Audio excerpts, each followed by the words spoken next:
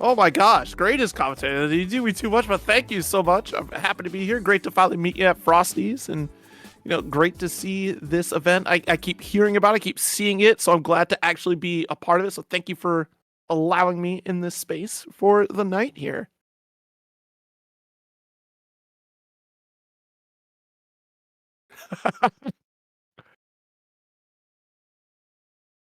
Oh gosh, that's why I have schedules now. I write everything into my calendar so I know. And as I DM'd you, I was supposed to text you on the 12th, like, yeah, I'm good to go on this day, and I didn't put it in my calendar. That was the problem. If I would have had it in my calendar, I would not have forgotten. And fortunately, I led up to it. I don't remember what activated the core memory, but I thought, oh yeah, there's an event happening on the 18th. I got to make sure I get in on that. And it was sure enough, we got the answer ready to go, and here we are.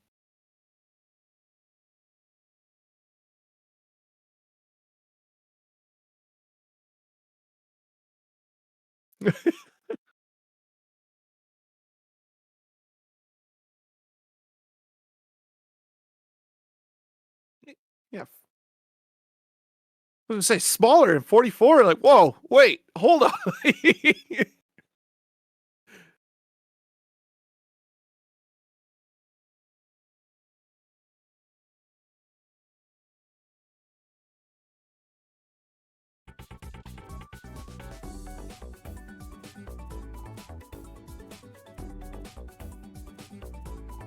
Okay, you don't have the mix on me here with the changed up names. Not actually lining up the start GG. It's okay. As you can see, I'm Have You Seen Nicholas? Unfortunately, not making it in the season pass this time, but that's okay because they have cool characters still for Grand Blue. That's fine. I still wish they had Nicholas though.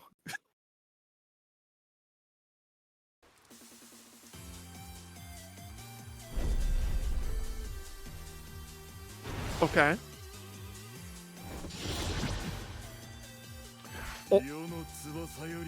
I guess they can't hear you yet. They can't hear you. Chat, are you able to hear me? Okay. Varus says yeah. Thank you. Boom, we're back. Okay. My entire computer, because I reset my computer because I had an update, and then it reset all of my audio settings.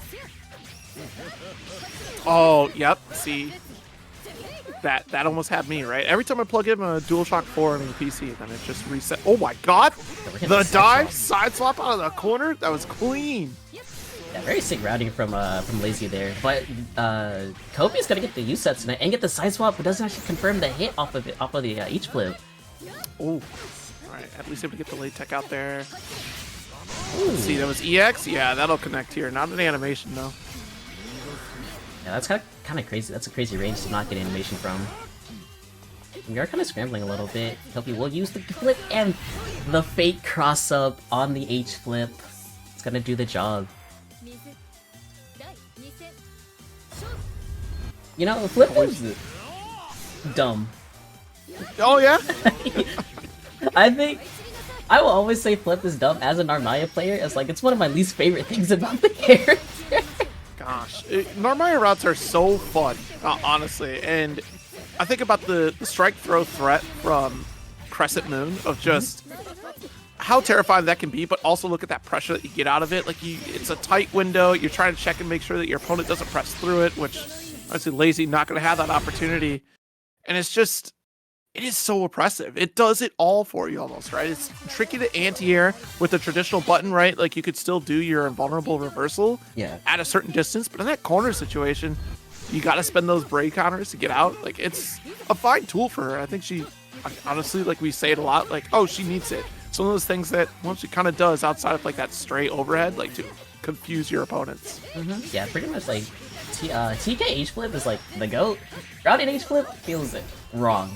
But yeah, yeah, everything else about Narmaya is very fun. I enjoy that character a lot. And now we're gonna get the M sets in the conversion, but not didn't have the cooldowns for the pickup. Yeah, wanted the dash, try to press that 2H, or maybe thought the flip was going to come through. And that's the thing, right? It's so visually misleading that EX flip grounded, not being that overhead, right? We still see people stand up. I still stand up, trying to block it. Like, wait, I don't have to. Just keep watching low. Yeah, a small little route here. Not a... I don't think Kirbio exactly wanted that entire route, but it is okay. We're gonna be press and the side swap off of the M transient. Oh, nice. Another heavy. That's been another dive here, and still our turn. Didn't quite believe in the 5L. Still sneaks up with a throw. We're gonna wake up on. You are so brave for that. How many times do you get challenged for that one there, and you still press 2L? Yeah, that's a kill. crazy match. Yeah, that'll do the job. So Lazy gonna even up the rounds in this game too. Yeah, able to get that pick up there. Very fortunate that we were able to get that 2L. That was such a risk, and even Kopi not quite ready for that risk opportunity from Lazy. A couple throws. Get another one in there. Ah, there's the DP. Want to make sure that we throw out that DP before we get out. Get the back throw here. Now we're gonna have the corner positioning, but Kopi's just gonna mash out. Gonna get the flip 2, and the command grab is gonna come out. We're gonna let that rock. Let's see. Pretty close. Just one break point down on the side of Kopi. There it is. Yeah. You're not holding block button. Uh-oh. Did get counter hit, but Kopi is gonna be able to take the set 2-0. Very clean play from Kopi. I think his conversions were very clean, very by the standard. Yeah, absolutely. And outside just being called out by that stray 2L, which honestly, who is going to predict that happening? Because that's, for all intents and purposes, still Kopi's turn right there. Outside of that small gap, you went for that strike throw attempt. Honestly, pretty solid play from Kopi. Kopi's been a strong competitor on this Narmaya, so it's no easy feat to get out, but we saw some really cool stuff from Lazy to get out of those corners. Like, once we start tightening up those routes and get a little more consistent on opening up for bigger damage, like, that is going to be a very scary Beelzebub for sure. Yeah. And again, like, I'll always love seeing new faces in the brackets, in the community as well. It's like, we always welcome new people into playing our game. Absolutely. Yeah, because we were talking about it off stream. It's just the core players of Grand Blue, that mentality has still been there. Of the veteran players are still grinding the game. Anytime there's a bracket, you're sure to find familiar names. Of course, we have Char stepping up, right? And that also encourages the newer players that do show up that it's still thriving, doing very well for itself. And these high-level players are still very accessible as for games, and if they have the time, they're certainly open to be playing. Of course, there's plenty of Discords to hang out in and get those sets rolling. Yeah, pretty much. I mean, everybody's like always down to play. It is it's like one of the communities where it's like if someone pings for games, someone's down to play. Yes, absolutely. Season 3 Grandmaster Char. Yeah, Char's been on the grind. But really awesome. Absolutely. Yeah, gonna be awesome as well. A very good Anilla player. It's been here and there. I think I've seen him like more in Paragon and stuff like that. But very good Anilla player. Yeah, Anila is one of those characters again. We don't get to see too often. I can't believe that spot dodge. Char too clean right now. Throw. The factor they're gonna set up for the Lunaria for the fairy. And yeah, it's kind of just Char with all the offense. Can use the BC to actually continue the offense as well. Oh wow, does this connect? It does. Okay, yeah, you put yourself right into it with that 2U. But I like the offensive decision making coming from Char. We're really trying to set up and make sure that Awesome didn't have anti-air opportunities when we sent out Luminaria like that. Once Lumi's out, you have to force that block, and that gives that jump arc availability for Vera to make the approach, just like we have here. Yeah, but also that big 2H from Awesome would do a lot of damage, but the stun dipper is gonna do the job. Sometimes you gotta let it rip with those invulnerable frames that come through, steal back a turn. Yeah. Really good 2H from Awesome there. You get the nice little damage here. And push all the way to the corner, but Char is gonna be able to use that BC just as a get off me option. Char, like, very famously known to always use BC. There's another one right there. Down to the last one. Ooh. At least in a solid position, so you're not stuck in a unblockable scenario, right? By blocking the air fireball here. Side swap, corner carry potential. Not. Actually, wait a minute. Good situation here. Didn't have the meter right to go for super, but even better set up for corner. No, but a great 2H. That was a scary 2H on the dive in from the 5U. But Awesome's gonna be able to even up the rounds. Both players looking to just kind of secure this first game, have that advantage in the set.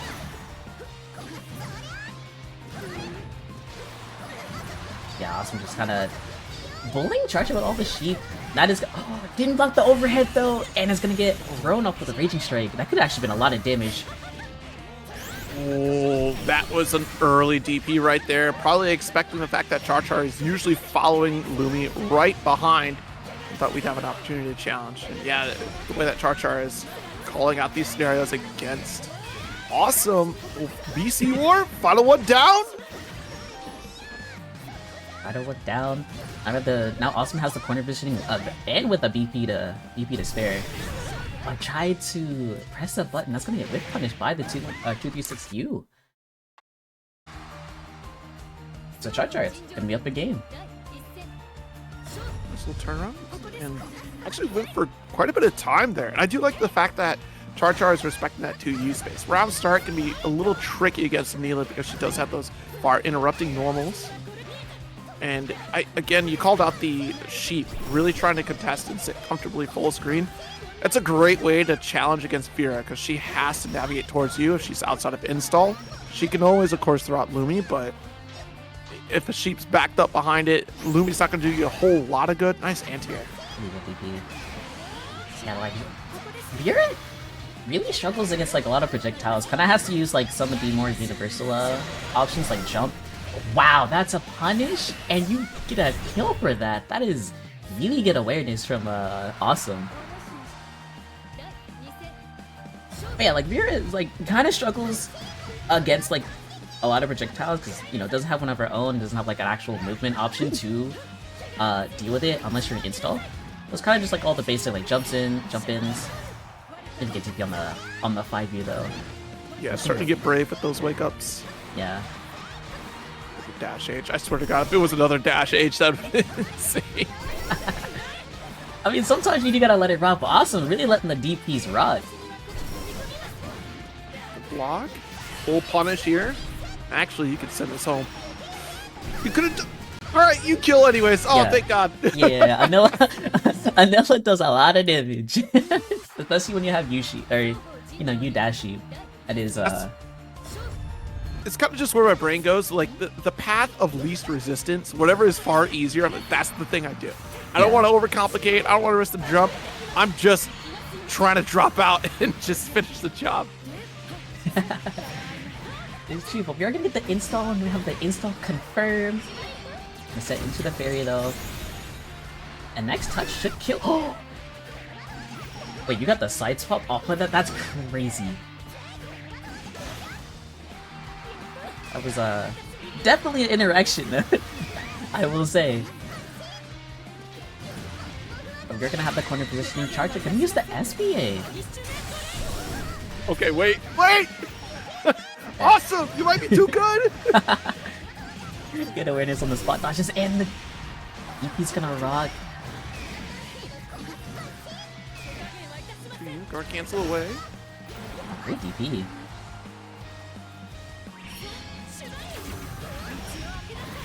Back here, and yes, full send here. Send the fart, just got an anti-air, it's gonna do the job, gonna put Char on set point. That's kind of a deal breaker for Awesome, because Awesome was kind of in control until like that last clutch situation from Char. Right? And that's the scary thing about Char is so often he finds that one moment here to really take over. Like the momentum of the play. Guard cancel out. In, another Lumi, good approach. It's kind of that approach I was talking about in round one there, but what a 5L. Oh, no punish on it. Oh, but you BC'd the DP? That probably would have been the kill if you didn't BC the DP. But the throw bait's gonna do the job too. Last round. Absolutely. Nice challenge with that throw bait here, but unfortunately Char Char got caught. Alright, nice jump in, late tech. Gonna mash on the approach, and small little damage. Char Char gonna be able to get the throws.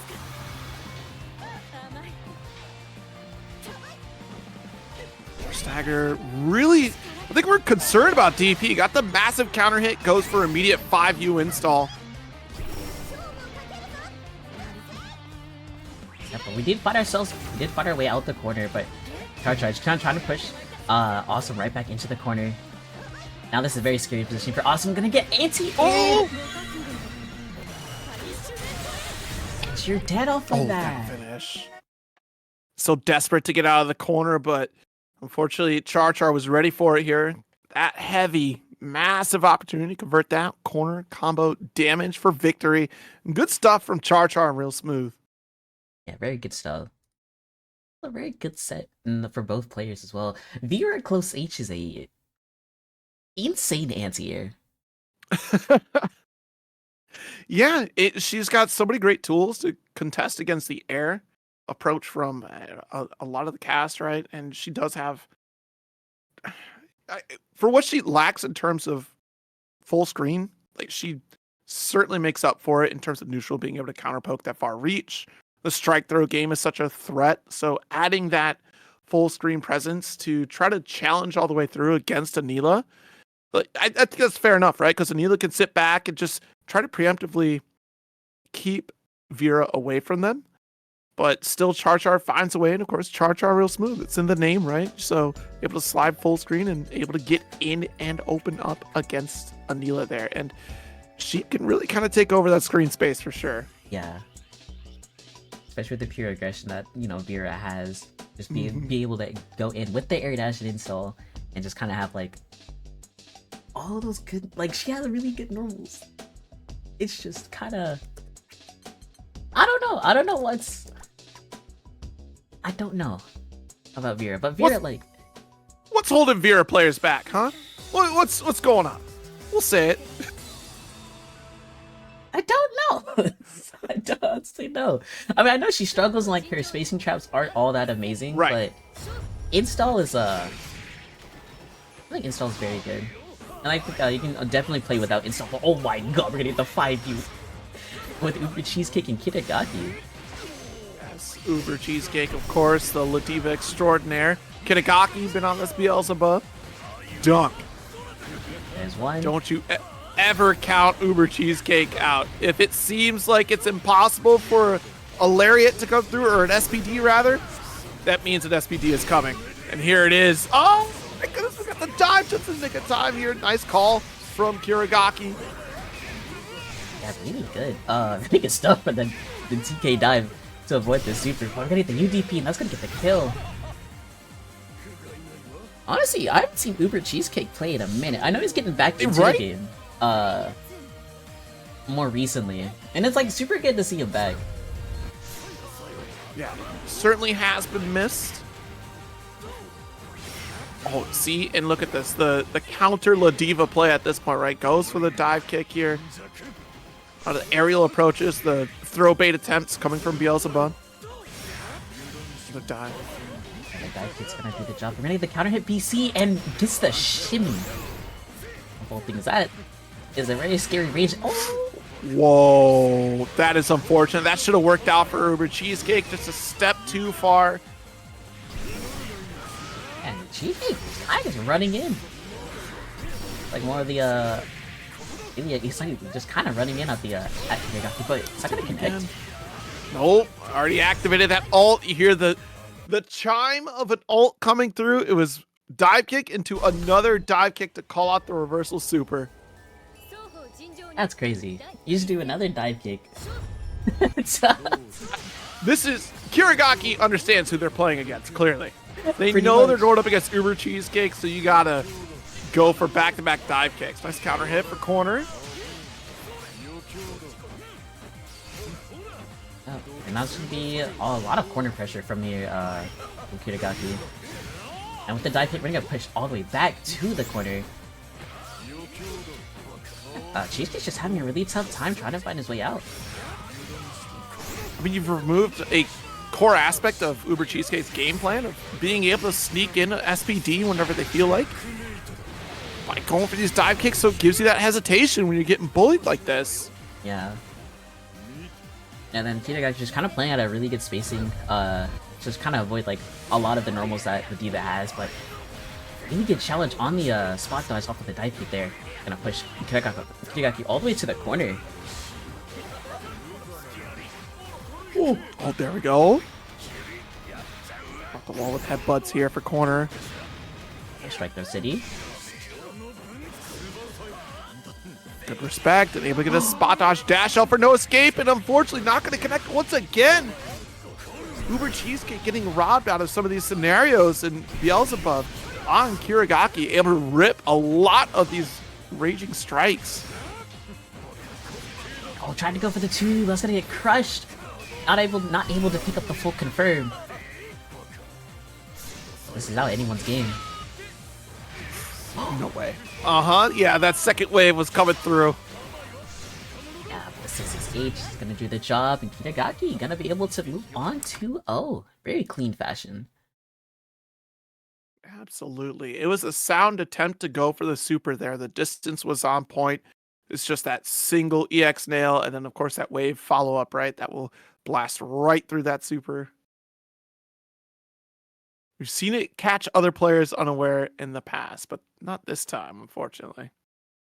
Yeah.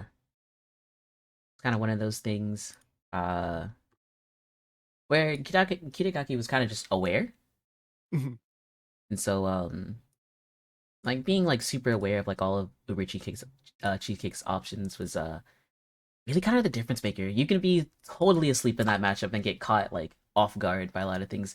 Did get hit by 2 5Us though, so I think Uber won the war, and Kirigaki won the battle. Yeah, but at the end of the day, it doesn't give you the medal, right? Like, True. That is true. I'm so happy for you that you feel that way, but I'm up here on the podium. Yeah, next we're gonna get the Stealer and Destin. The Stealer.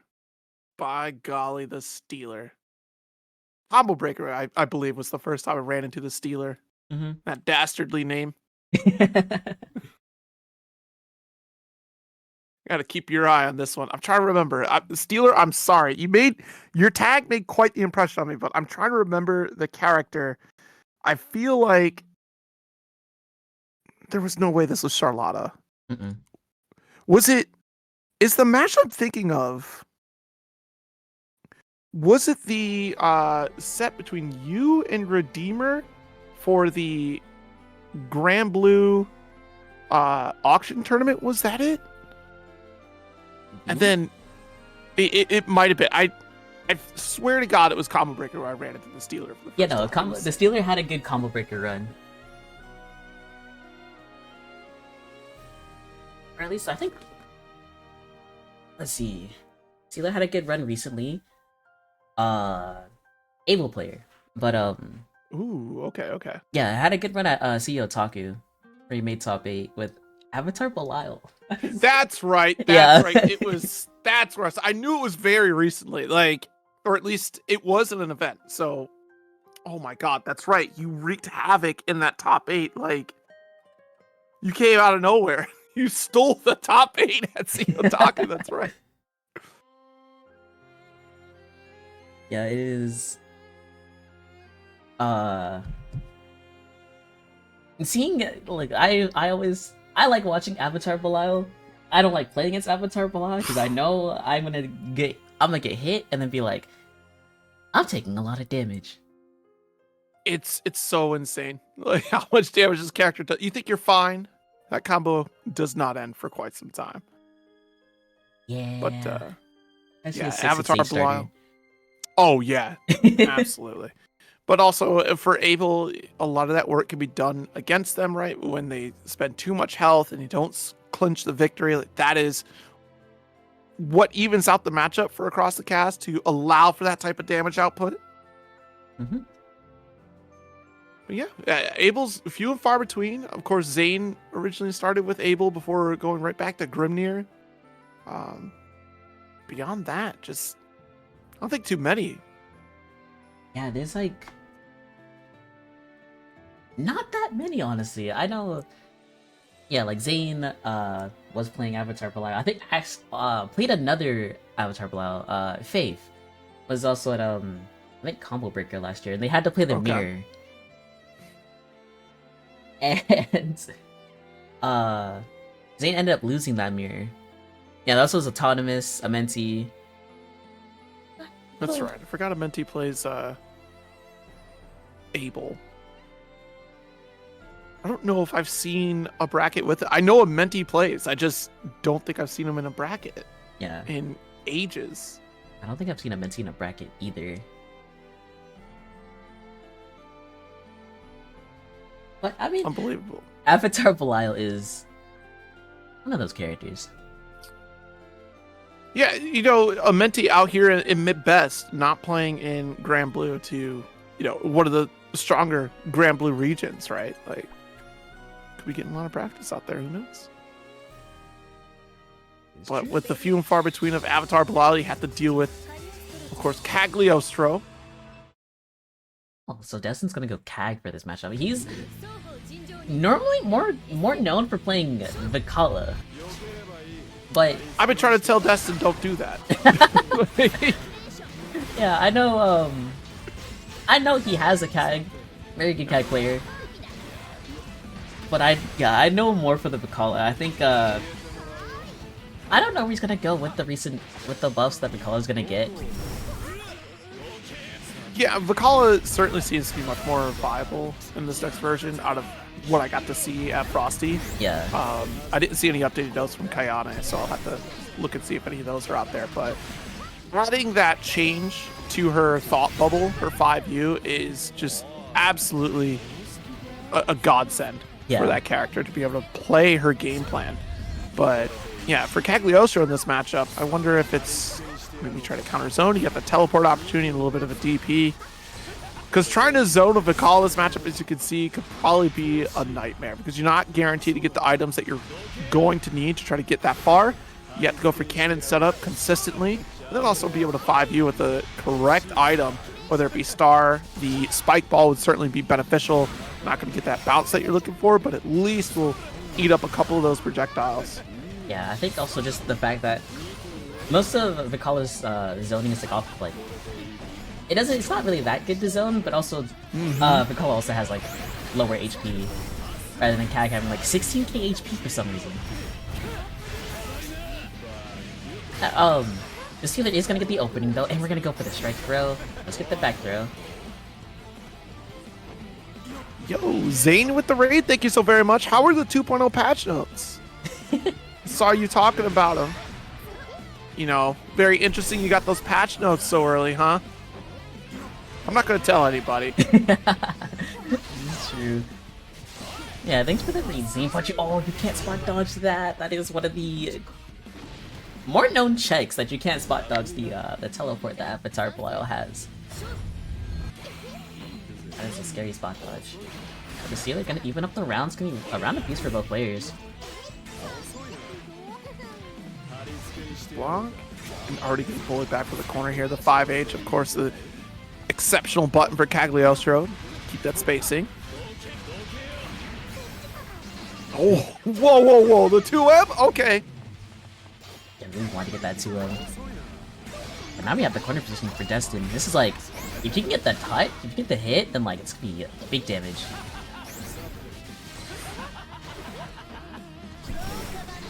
Really get DP from Destin. Like that we're trying to eradicate the low traps here, that 2M. Another alt DP. Expensive, but at least you're removing that offensive pressure coming from the Stealer. A nice dash L to challenge the dive. Yeah, really good. Are you able to kill here? Yes, you are. So Destin gonna be able to take game 1. Very clean. Just kind of slowing things down in that last round to really close it out. Yeah. Actually, that was a very slow game 1. Both players kind of just zoning. Avatar Bilal, really good zoning game. And just kind of just like a lot of counter zoning from Destin.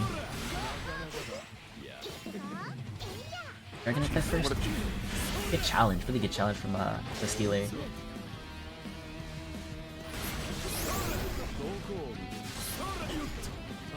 Your spot dodge. Being very cautious. You're already at such a life deficit here. You don't want to make it any worse than it already is. Spear. Next touch likely kills. Yeah, here it is. Actually, this is air combo, so you got to send early on super. Yeah, you got this. Yeah. It's also Avatar Bilal. Avatar Bilal does not have combo limit.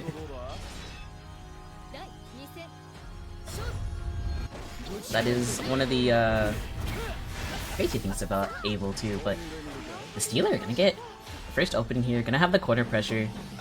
Bowling with 6XL, that is didn't win the best normal, but it is okay. It's crazy that it went best normal, right? Like, it is the universal best button. Yeah. Just across the cast, does everything. And look at that. Just tell me you don't play Grand Blue. Just tell me, you know what? It's on us. It's on us. We only complained about the button. We could have just gassed it up. So look what 6XL does for me. Everything. 6XL, look at that. 6XL won the game. You all made Akubo wear a shirt, and it didn't win.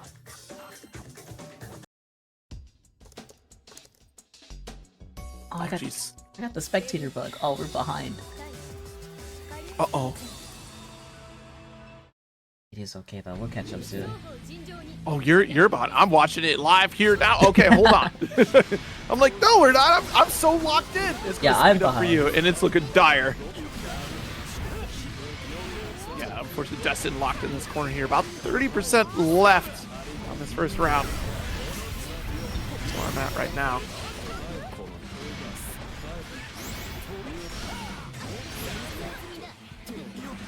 Begins one spear. You're pretty close. Oh my goodness. Oh my goodness. I'm thinking you'll catch up before it ends, but it's not going to happen. It's just not, because it ends right here. Yeah, we caught up. We ended up catching up. I was a steal from Destin. Really was able to find the far H into the Raging Strike combo. Stealing from the Stealer. Wasn't it the Chat, you gotta help me out with this. Didn't the Stealer do like raw super 4 times in the bracket or something like that? It was insane. You know, the Avatar Bilal's classic. I just dive in and do super, don't worry. Yeah. I have no idea. Gosh, I'm gonna rewatch those matches, Stealer. You've given me PTSD. See the name? It unlocked the core memory of just this player. Oh my god, the vibration too. I'm gonna have the corner as well. Whoa, wake up 2N. Dangerous button to press there, but it does get rid of that low hex. Keeps Destin at a safe distance here. Nice, got the far up. I think we're gonna push to the corner here. Yeah, but we're not gonna pressure. Attempt to keep the positioning. Oh, really good jump on the command grab. Doesn't get the punish though. So the Stealer will live to fight another day. To you. Golden Throne to get out. Nice spot positioning. Does this connect? Yup. Stealer. Oh my goodness. That brave point saved you. Frankly, that's all I can say. Trying to toss out the zoning here, but don't you forget it. We got a spear that connects full screen. Up and Destin able to take it 2-1 over the Stealer. Stealer has been thwarted. No stealing over here. Yeah, Good no to see the Stealer again. No stealing in my bracket. Well, that's only the matches that we've seen. We don't know what's going on in the background here, you know? That is true. And Dragalia and Tiempo Grease. Okay, gonna get that Beatrix play coming up. Mm-hmm. Let's go Tiempo.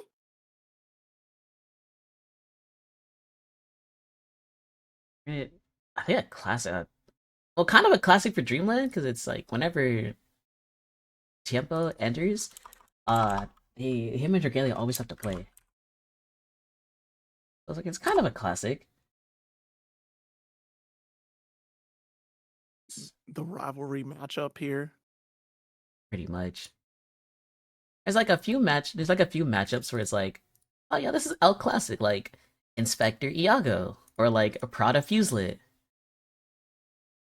Or, you know, the classic of having a fairy in top 8. Impossible. They destroyed that character. There's no way. I'll be honest though, I definitely, at first blush looking at those notes, it looks suspicious. And as far as like, man, like Fairy just keeps getting shot. And then really at the end of the day, it wasn't so bad. Like it does suck, right? That the jump ins are a little more potent against her, but at the very least, like she still has her set play. Yeah. As long as she has GG, she's still a good character. Oh yeah. But we're not gonna see Fairy here. We're gonna see Narmaya Beatrix. Very faster pace. Both these players are like very aggressive. Oh. DP's gonna whip, and so it's gonna be Tiempo gonna get that first opening. Gonna attack here, max range, try to get the 5L, but get another reset low. Do we die here? No. No, I don't think so, right? No. Okay. I need one more cycle at the very least to get that kill, but nice jump back M, okay. Yeah, really get JM off of the flip. And then, yeah, Kelpie's doing a flip counter for Dragalia. Classic. Oh no, the 5U Delta clock is activated. She's been the BC on the flip. The opening, and also with the Delta clock activated, it's gonna be a little bit more damage than normal.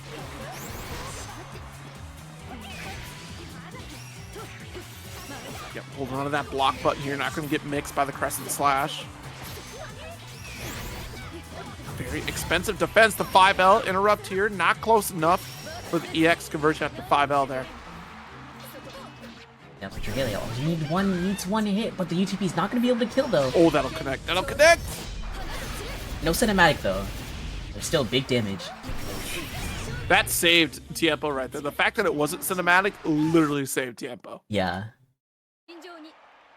But, I mean, Tiempo's gonna be up a game, and a very fast game 1 too.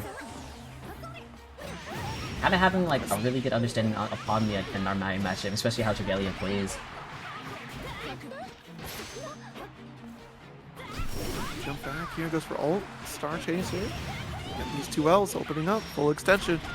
Light starter, but it's Beatrix. Damage output is still devastating. Yeah, they're gonna be able to use the BC out. Spend another BC to actually keep the corner positioning.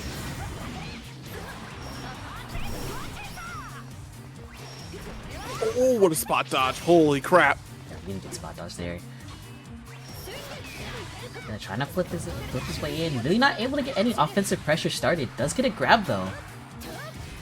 I think honestly, it's just the chip damage that we've been doing over time here. There it is. EX Fireball finishes the round.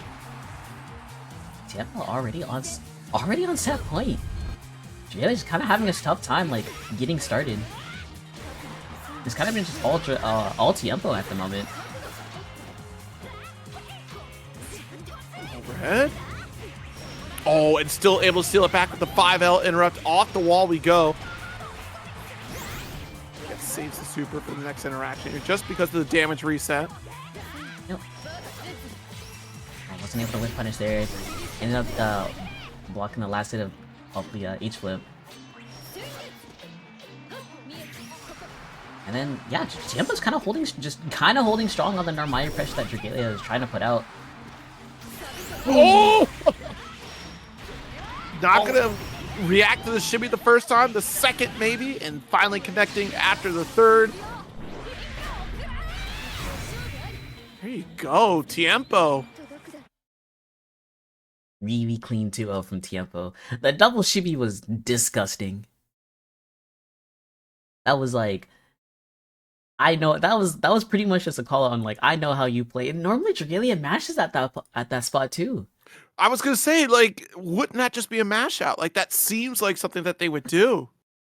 But yeah, unfortunately, not able to press out there. Kind of caught, bedazzled by the movement of Beatrix. Yeah, I mean, not everyone goes for the double shimmy because it is one of those things where it's like, it's so likely that you're gonna get mashed out there. Mm-hmm. Everyone's I think like, I was gonna say, I think an aspect of it is the respect that they both have for each other in that match, right? Because of how many times they've gone against each other throughout these brackets, that you don't get away with that with somebody you fight for the first time, right? You're not gonna get that double shimmy. You maybe get the one attempt, you call the opponent out, but then you start to pay attention, like you called out at the end of that. Just you start to pay attention to your opponent's tendencies, and that's what we ended up doing here for the double backdash, right? To get that double shimmy, opening up that opportunity for finish. yeah, but I mean, still very good stuff from Bo. Gonna be in that winners qualifier set, or winners top 8 qualifier set. And now we're gonna have Seika and Char. Char actually ended up beating Iago to make it here. Oh wow, yeah. It's a really good win from Char's side, but Seika, Zeta player, Zeta, I can't stand that character. No? No. What about her drives you bonkers? It's mostly just the parry. Oh yeah, that's quite the threat. Yeah. Yeah, I think just H parry is like really good at what it does, and then like trying to play around the parry RPS, and then the fuzzy as well. Fuzzies. I was thought for sure it was going to be the fuzzy. I was surprised to hear the op because yeah, that is still annoying to deal with, but man, the fuzzy first and foremost is so tricky to deal with in corner scenarios for sure. Yeah. Oh my god, round start Far East is gonna win. No conversion though, because probably wasn't ready for it. Oh my gosh, it just hit me too. The with Brave counter being -2 now. If she remains the same, no, you have no hope. You'll die. Yeah, oh my god, what a throw bait. That didn't have 50 meter for the punish. But god, Char. Kind of falling on defense. Opened up by the wall rising button. Just on a dodge here. Wow. Enough hang time to avoid the beam, and Char is going to clutch out a victory for that. Yeah, gonna be able to find the round win. It looked really grim at the beginning of the round, but Char able just to find the win. He's with throw just outside the range of the raking strike, so full combo potential. Calls out the armor. Nice spot dodge from Char. Really good spot dodge from Char. Gonna push to the corner, but the sweep is gonna do the job. And then didn't block. Oh, actually got counter hit. Tried to mash on the side swap. Oh, this should be the kill. Absolutely. Nice run from Char here. First game up.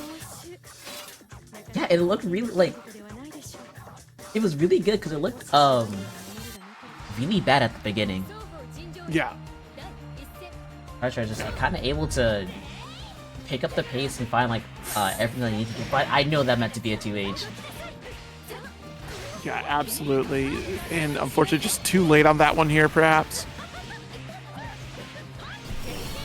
You doing an install? Yes, we are.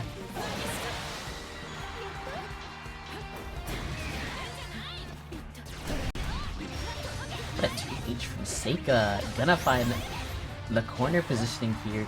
Tries to push the corner, but Char gonna be able to find his way out.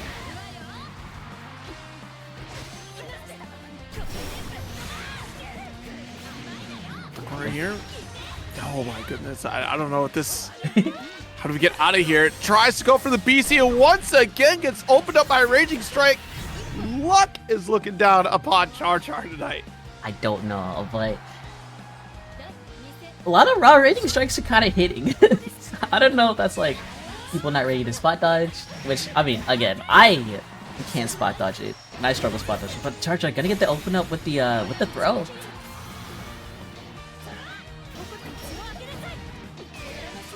Really good. Gonna use the BC to keep the corner positioning though.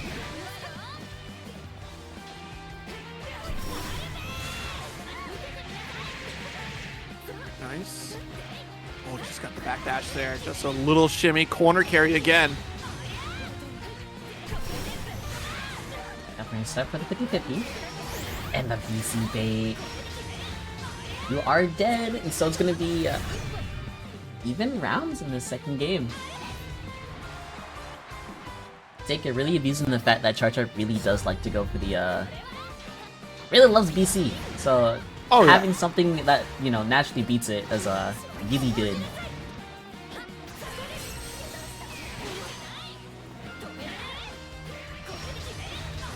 Another thrust for corner here. Armor's up. Oh, no two. I thought for sure that was teed off for a 2H. It was perfect positioning here, and Seika not ready.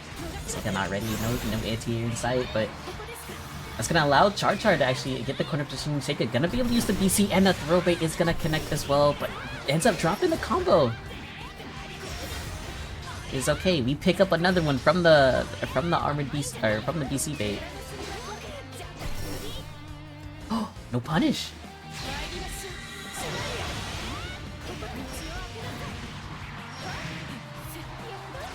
Oh, jeez. Throw bait attempt here, but calls it low. Char has been on point calling out these armors so often against Seika here. Well played. Despite being called out for BCing a lot, hey, that doesn't matter as much as the damage output from these counter hits off these armor recoveries. Brilliant call outs here from Char. Yeah, but really good set from both players. I think Charger's able to squeak that one out with, like, you know, a lot of clutch finds. And especially, like, I know it's frustrating because, like, BC's oh, it's not punishable. It's not punishable on spot dodge, and I wish it was. Maybe we'll see. It would be nice. I would love for the my call out to be rewarded.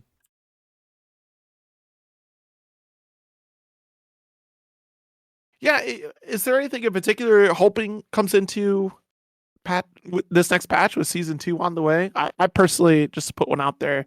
You know what? If I spot dodge 6XL on your approach, it gives me the same animation like I spot dodge your Raging Strike. That's crazy, because that's a close H starter. I'm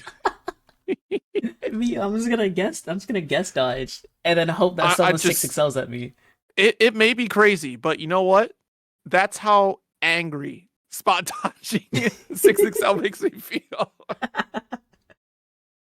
Yeah, I am glad that they have the counter hit state for DPs, right? So that's going to be very interesting to see how that plays out, because I think, you know, maybe we see something happen there. Maybe we see DP less, folks. Oh, we're gonna see DP less, but also I think we're gonna see more UDPs and less, like, normal DPs. Right. Though if you are gonna use a normal DP, it has to be a really good DP. Because, especially against Siegfried, because if they keep Siegfried the way he is, or, like, give him some buffs, he's gonna do, like, you're gonna get thrown, Pyro Cheek, like, you know, a small mid-screen combo, and then you're gonna try and DP, and then boom, you take like 11k and you die. Ugh. So it is very, very scary. I think that's the one thing I It'd be interesting to see that type of power across the board, though. Like, because remember the threat from Beatrix at launch was just like how much damage output that she had. I, I would like a return to form of being really concerned about if I get touched, I could potentially die here. And then again, I'm a very volatile fighting game fan. You know, like DNF was my jam because like if you got touched DNF, you were cooked. Like that's it. Yeah. I'm like, yeah, this seems cool. I feel like that principle could stand to do very well in Grand Blue because of just the pace of the game, right? Having that more caution, like that's kind of how we played at the beginning of Vanilla, right? Of just there was a lot of analogies to Samurai Showdown. Like this was like, oh, it's like Street Fighter Sam Show, some folks might say, which was very interesting to think about. And with the threat of how devastating a counter hit heavy is in this game, I kind of want to see that across the board for the cast of like, hey, if you earn that massive counter hit opportunity, it'd be really cool to see like the massive payoff reward for you. Like, oh, I should not do that or put myself in that situation. You took the big risk and now you're getting punished for it. I feel like that's fair game. Yeah, you should go back to that. I think it's fair game for DPs because like if you have a bad DP, then you're like you kind of deserve to die for it. Which I understand like it's like DPs and supers because some of the supers are really hard to punish and like you don't get that much reward off of it. Also, thank you Tortigi for the raid. Hope you had a great time in bracket. Right now we're gonna get Yosamitsu and J-Man. That's like Narmaya Ladiva matchup. It's gonna be kind of not up on J-Man to like punish everything that Yosa does, but Yosa can like do like the Narmaya can do a really good job of just keeping interrupting the Ladiva of like doing anything. Right. See here, nice. Keep that lockdown pressure. J-Man, of course, like another one of those resident Ladivas. Wow, we 5H. 2H rather, excuse me. Yeah, really good 2H, really good anti-air recognition from Yosa. Oh, Yosa's gonna be able to take that first round. And also realize his name is a Uma Musume character. That is Who is? Which one? Yosa. Daiwa? Yeah, Daiwa Scarlet. Y'all will have to fill me in on the Uma Musume more. I see the Grand Blue community is taken away by storm by Uma Musume. I feel like this is a J2 campaign that's been happening for a while. What J2 got me into... Oh, it was J2 and Plasma that got me, like, actually started in Uma Musume, and ever since I watched it, I love it. What was the intro to that? Was it just, we have this horse anime we need you to watch? It was... Oh, we're gonna get caught. Oh, you're gonna die here. Anyways, while the animation's gonna go by, it's pretty much like Plasma wanted me to watch Uma Musume. It was like, you should watch this. It's like, you know what? I might. And then upcoming to Frosties, I was like, I need something to watch. I'm like kind of feeling down and stuff like that. And then, boom, I started watching and I locked in. It was good. I've seen some scenes from it. It's pretty well animated. I don't know anything about the lore or the story, but like it looked kind of pretty well animated here. Oh, nice. Alt sets in here. Alt sets another. We could have done a side swap off of it there. Crescent Slash instead. That's more of a reset, and then you can get BC off of it, but maybe like U-Transient and something like that, but I don't know if that's a combo. That would have, yeah, true. Narmaya's weird on side swap routes. She doesn't really have any, besides like, if you do the, oh, what a throw me! But yeah, she doesn't really have, a lot of side swap, like naturally side swapping combos. Wow, what a press in my U-flip. And Yosamitsu actually had the combo, had the route to kill, but is now in danger of like losing the round. But using the H slashes is gonna have Yosa be able to take the first game.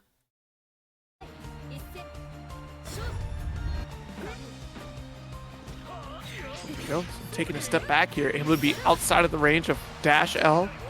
Missile counter hit, and unfortunately we get punished for that attempt. I did DP as well, but we had the parry DP, so I was gonna get thrown, but another one's gonna do the job.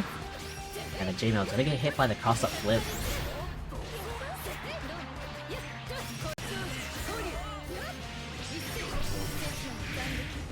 Another opening for Yosumitsu. Gonna get the full pickup here. Bro's gonna do the job. Yozo on set point.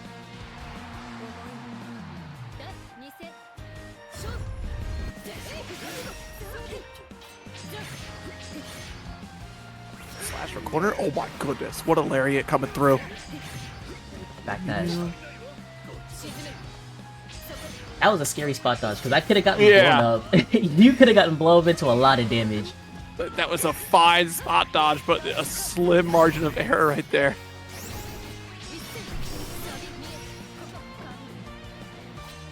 Yosumitsu just doing a lot of sets and is just kind of. Oh no, that's not what you wanted there. That is not.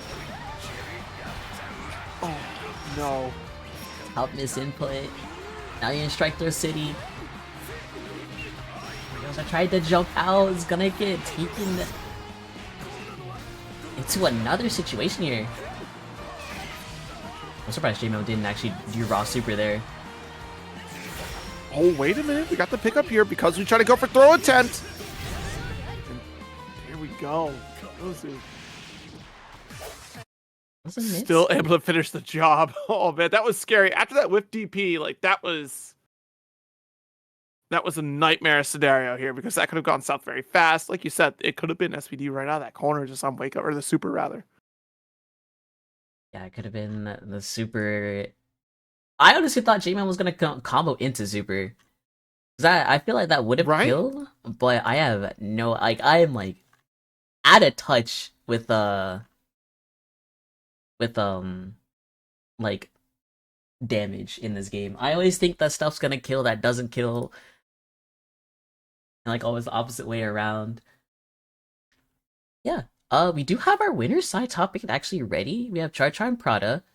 And then Tiempo Grease and Yosumitsu. But we are gonna take a break. To let losers, let the loser side bracket catch up.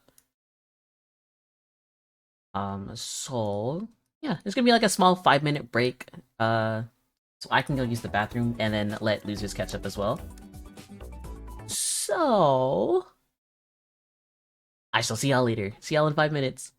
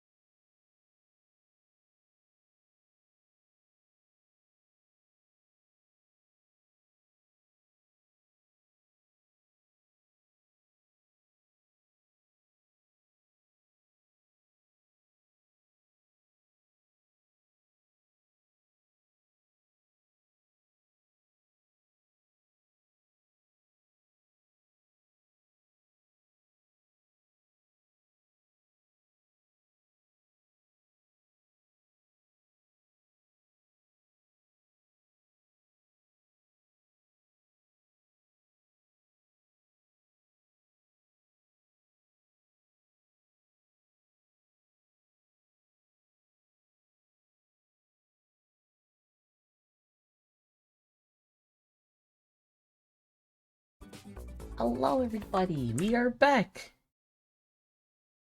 And then it started with top 8. Prada and Char Char. I haven't seen them play in a minute, actually. Yeah, I can't recall last time I've seen these two cross paths. Certainly not a Paragon, definitely not TNS. I know they used to be actual org teammates on New Head, and then Prada went Right. over to RFL.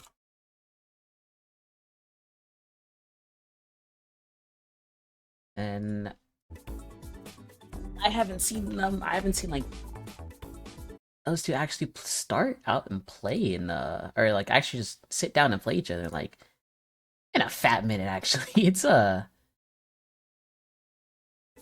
of crazy. Wait. Okay, never mind. I didn't mean to send that, but it's okay. Send the message now. Everyone go. Yeah, send the message now. Let's take a break after our break. Oh, that's crazy. We just got the invite. I know, right? Well, let's see how this matchup holds. Again, it's that situation that we saw earlier, that trying to make the approach against a character that zones with a character that doesn't quite have those tools. Lumi setups are going to... Whoa, the chase down would have been insane. Lumi setups are going to be very important here. Look at that! Char Char working at 1,000 APM right now, able to take out the low hex while Lumi is still out there. Yeah, but the deep 6XL counter is gonna do the job, and wow! That's a... That's a crazy confirm, I'm not gonna lie. Just open at the 2H. Wait a minute, hold on. Yo, okay, alright, I was about to go off. If you had a full combo that would have carried you right back to the corner, I thought you had something with that JL, that was sick. Yeah, I feel like Prada probably had something ready. Right? But, just wasn't able to confirm, but the Far H is gonna do the job. Far H is a normal of all time. It is the normal. I get upset because of Beatrix's normal. She can't, she looks like she has great normals. That hurt box lingers. That's a big old hurt box for her. Meanwhile, Kag has his 5H among all 5Hs. That's terrifying to deal with. Yeah, it's a very annoying normal to try and whiff punish too. Oh, yeah. I'm gonna get that. What's yeah, we're gonna get the 5U. Oh no, we're gonna go for actual damage here. Which I really wanted to try and kill at this point in time. Might be able to? I don't think so. Oh my god. That combo gets me every time. That's the combo limit right there. 32 hits. And the Lumi sequence, they're just cycling back to Lumi over and over again. It just doesn't look like it should keep going, and yet it still does. That psyched me out last time I saw this, which was just a few days ago.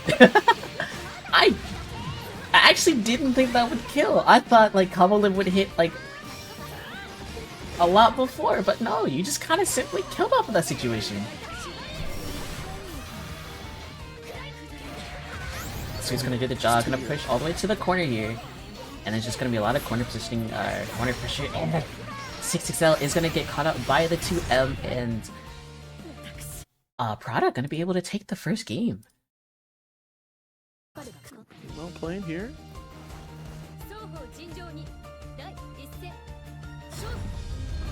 I think that clip needs, I think that Char Char clip might need to actually go to Will It Kill.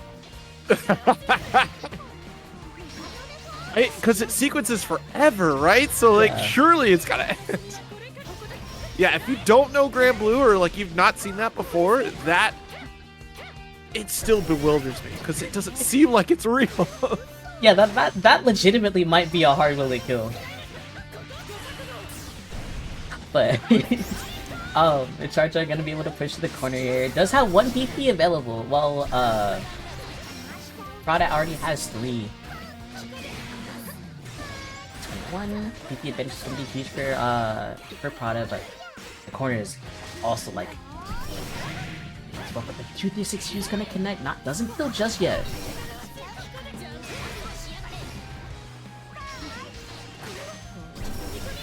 Oh, and the chase down again. Yeah, that ended up catching backdash. I think a lot of new skills much backdash, and it's a you see it, like, it's more of a common thing than not.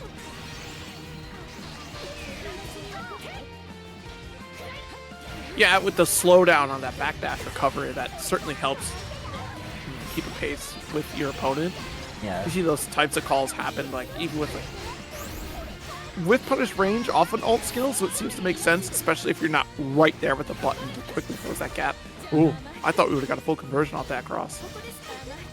Oh, no, whip punish.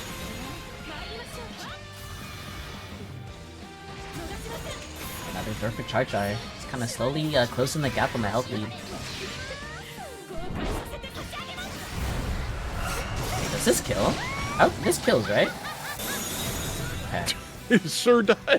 It sure does. Kirbio's just willing it into existence. This will kill.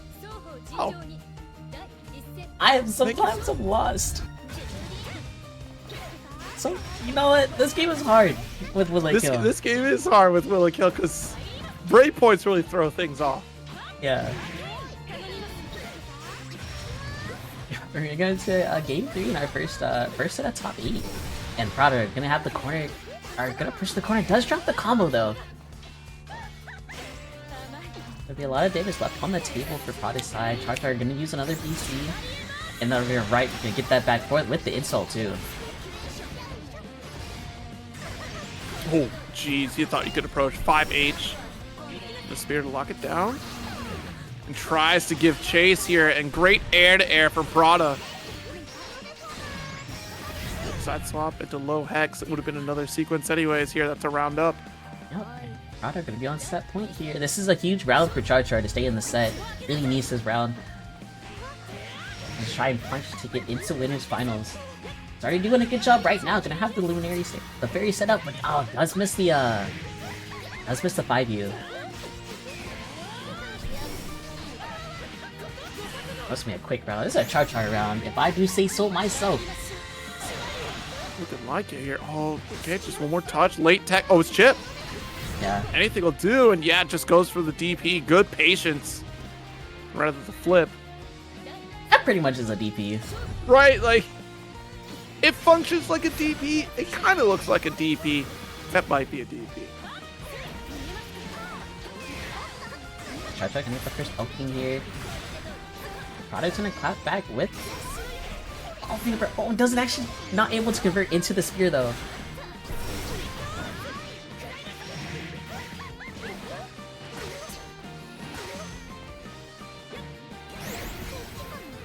Down.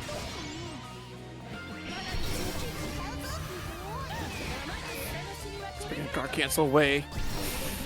Patience and oh my stars! I can't believe the teleport. It looked like Char was ready for that anti-air option. It just didn't come out as fast as Char would have liked. And there it is. Raging strike in the chain to finish the job. Oh, Char wasn't ready to spot dodge there. And that's gonna cost him the set. Prada's gonna be able to punch her ticket into winners finals. Good approach here. And again, just a lot of close interactions. Just trying to keep Prada at bay. That's not easy to do. She's very well set up to be at a safe distance away from Vera. Vera trying to make that approach. It's kind of tricky. We saw a lot of great approaches come from Char, but still, Prada makes it all the more difficult, especially with that damage output coming from those corner setups. Mm-hmm. That's with her tricking movement on CAG as well. Like, Prada, I think, has disgustingly tricky movement with the throw baits and then all of all of her jumps, and then trying to and then trap setups as well. She has really good trap setups. And she's willing to air against Vera, which not a whole lot of people really do. They usually have let Char kind of just jump in or at least command that airspace when Vera has the install active. But Prada just really on point, which is, I'll meet you in the sky. I will challenge you and shut you right back down. Oh, but now we're gonna get we're gonna get Tiempo and Yosamitsu. Actually, another I think I put Tiempo in the Narmaya gauntlet unintentionally. But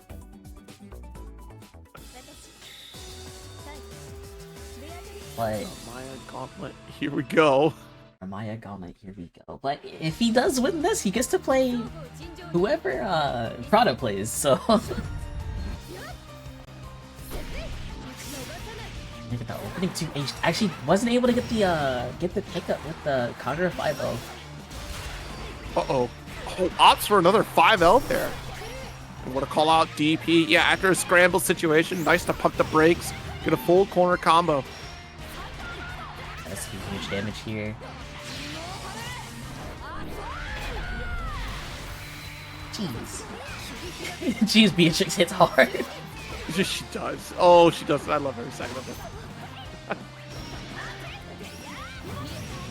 What a good 6-6 to stop the 2-2M from coming out.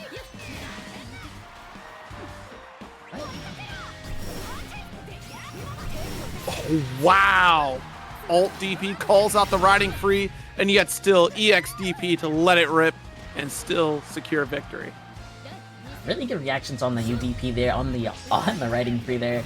But it didn't matter, and now we're gonna get into another opening from Tiempo Gris, already pushing to the corner, but we have the back throw. We're already setting up for the strike throw situation. Narmaya having a really good strike throw game.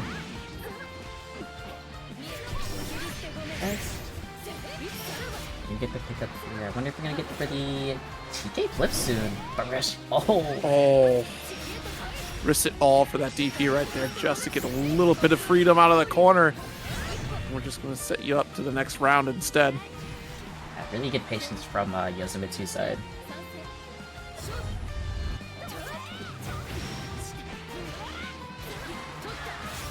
Wow, light DP. Gosh, I'm jumping away. Yeah, that's that. Okay, so that flip is plus actually. So yeah, if it's spaced out, it is, I think, +1 or 2. So it is not advised to match there. Sometimes you can't help but try to challenge. That 5L is so good for Beatrix there. Yeah, just like that, stuffing out the flip.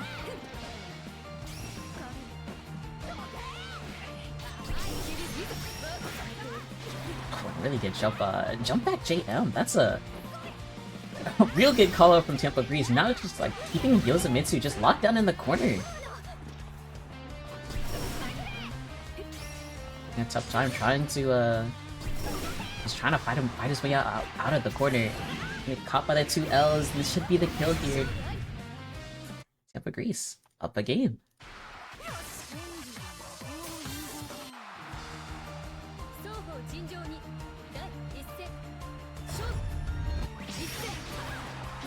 Dash up too well here. Trying to take a band very early on.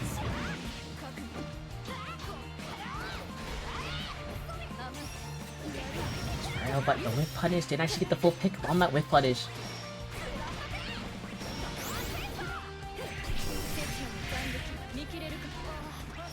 She's just outside of the jump arc here to get that side swap and still able to at least get a throw, not get challenged here by Beatrix.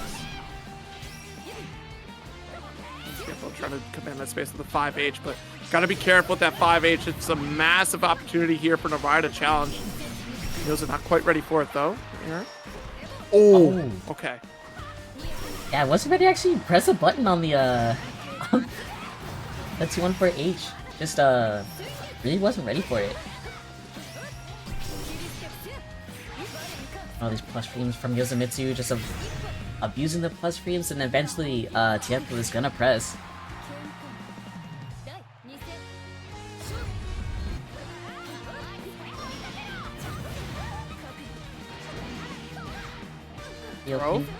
Early opening from Tiempo Gris. They're gonna DP out.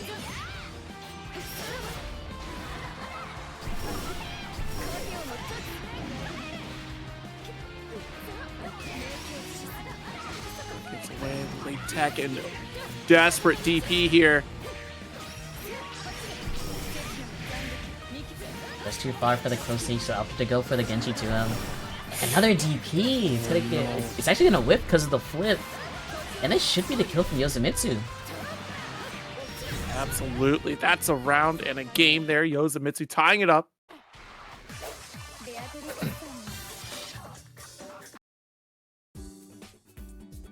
I go back in some room. wanted to take a little bit of a break. Or, yeah, probably just taking a little bit of a break. And then go back into it. This one's gonna be for all the marbles. Listen, this game, whoever wins this game is gonna punch their ticket to winners finals to play a Prada.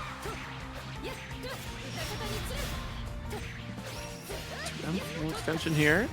Great round start for Yoshimizu once again. Yep, and the TK flip. Tried to catch Timber Freeze trying to fuzzy mesh or throw. I'm surprised that Raging Strike didn't get punished.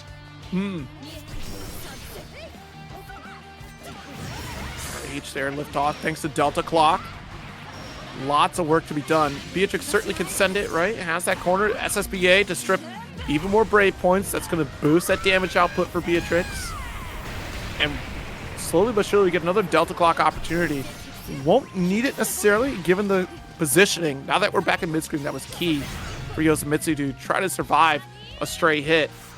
And we'll survive the round. We'll get that final Setsuna here, sitting up match point. That was a very risky match from Yoshimizu to try and get out of the pressure, but into like a meteor plus freeze and was able to find the chip there. Now Yoshimizu still having a very commanding like game here, finding all the counter hits and just pushing pushing Tampa Grease into the corner.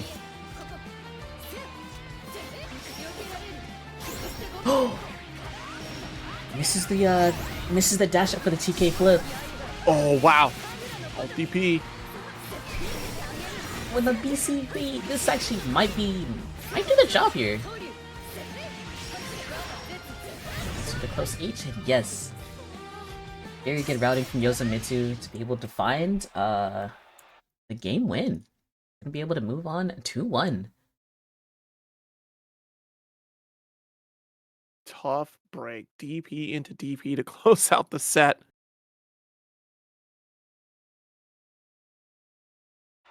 Might game die?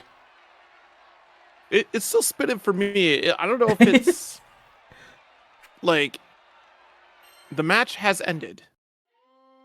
Okay.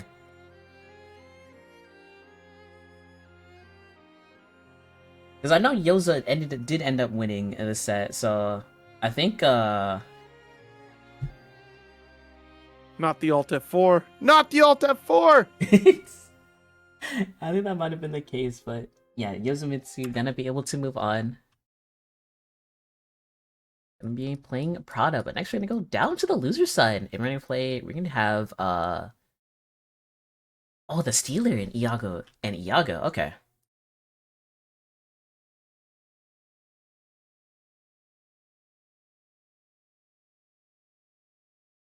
So, how many times have you seen Avatar Belial Fairy? Oh, I don't think I've ever seen it. I'll be honest. That in my head, I don't think this goes well for Fairy. But also, I don't feel like that's a hot take in a lot of these matchups. Like, That's true. Gosh. I guess it's really going to depend upon your set play with this Fairy from Iago. Of course, there's a lot of mid-screen interruptions that we could try to take advantage of here. But yeah, I think the Steeler might have a slight advantage in terms of range. And just think about the creeping fireball. Like, that's going to be a problem to deal with. Yeah. And then, like, Fairy having lower HP is also a boon for Avatar Belial, because, you know, now your combos hit harder. It's exactly what he needed to. You know, just I really don't think Avatar Belial's been doing enough damage lately, so yeah, I think Avatar should do like even more damage, you know? Yeah.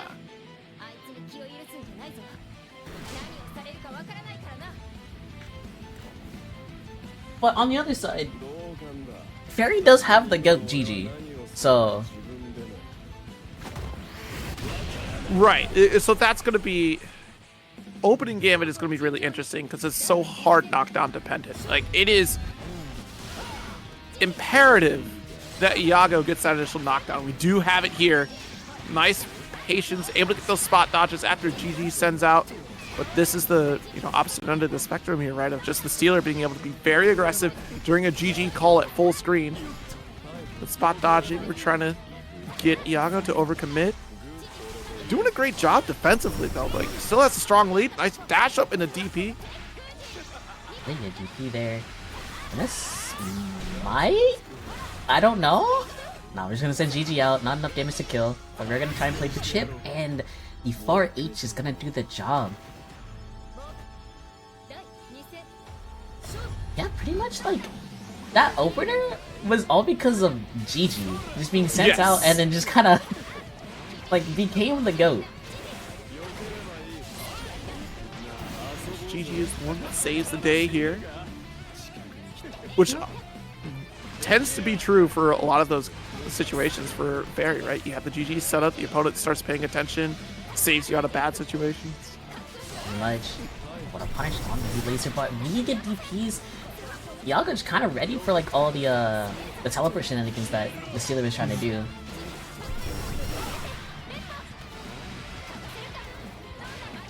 That OTG, and then that killed. Fairy. Fairy. No, as they say, broken ass fairy. They say that? They do say that. They did. No way. It's like it's a big meme. It's a big meme. Huge meme. It's a big meme. Broken ass fairy, you know? It's just broken X, right? Like it's just any character sits into that. I've seen it for every character in this cast. You can't tell me otherwise. That is true. They do say that for Vayne as well. Broken ass Vayne. Vayne is busted. You know? It's really insane. You need to do something about that character. Gotta do something about that Vayne character. Nice. The far poke here. Tried to bait out potentially DP or throw. I think the DP might have caught there. Iago. Another BC. Yeah. Really a DP there. Iago is actually another big BC merchant. He loves BC.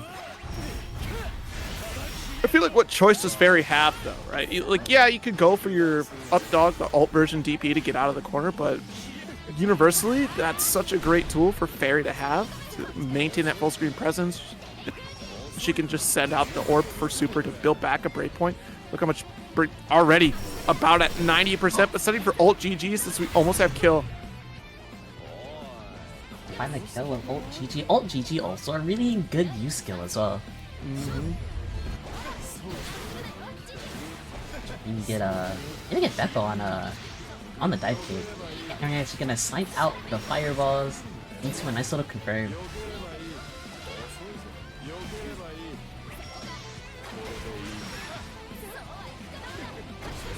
Nice. Jeez, alright, up dog, perfect timing on that one too. At least it's gonna connect. We're gonna put ourselves in the chip, but we're gonna do a lot of damage here.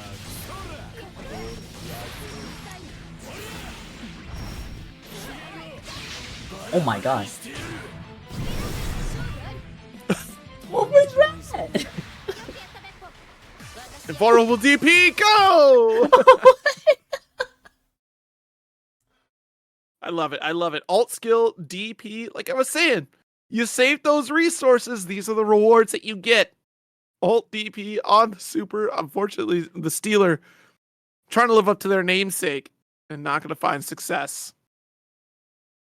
It's true. I thought we were gonna get the command grab super off of the drop, but and for the normal SBA, and then that ended. I don't know if I want to call that an Avatar Belial moment or a Fairy is broken moment. I almost feel like, because I feel like you're right that it was supposed to be the command grab super, and it just, maybe we autopiloted into the other super instead.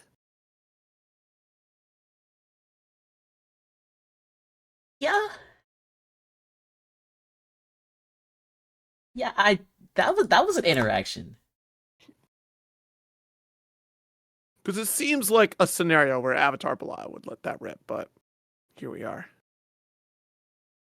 fish dying on the floor. Dying on the floor. Don't mind Labyrinth me, is- I am trying to spell labyrinth right. It is a big dyslexia moment. Also gotta add them to let them know that they're ready. It'll be Labyrinth up against Dragalia. I think Labyrinth is a Siegfried player. Never Oh. mind, I see Matera. I done lied to everybody. My apologies. Your TOs sometimes might lie. That's true.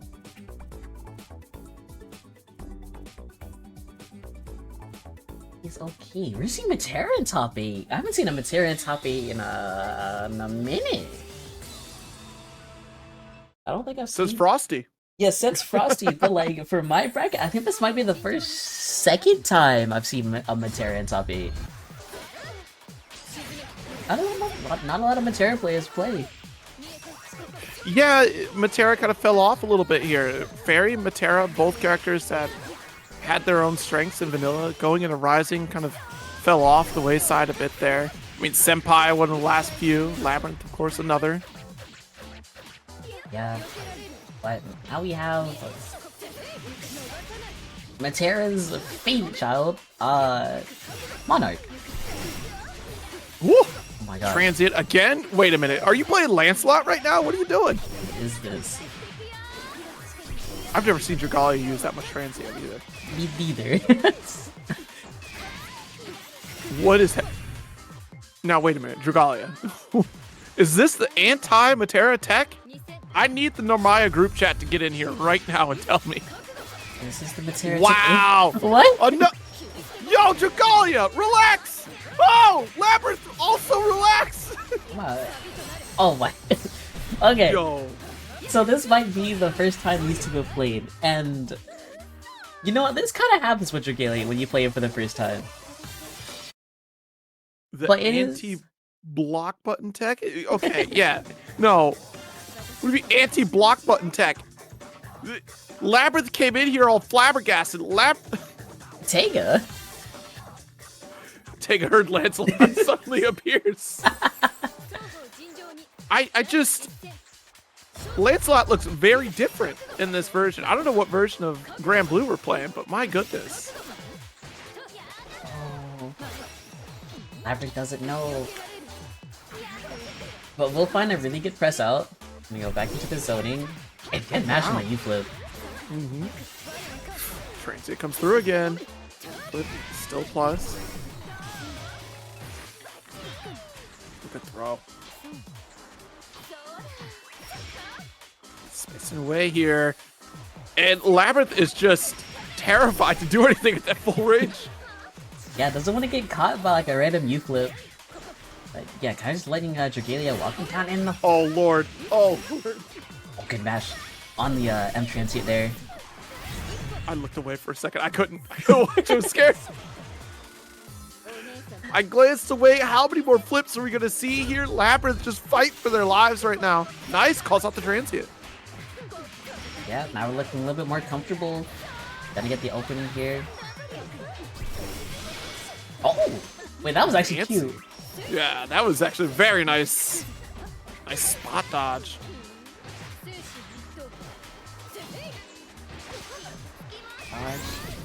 Using the Fuzzy Master's advantage.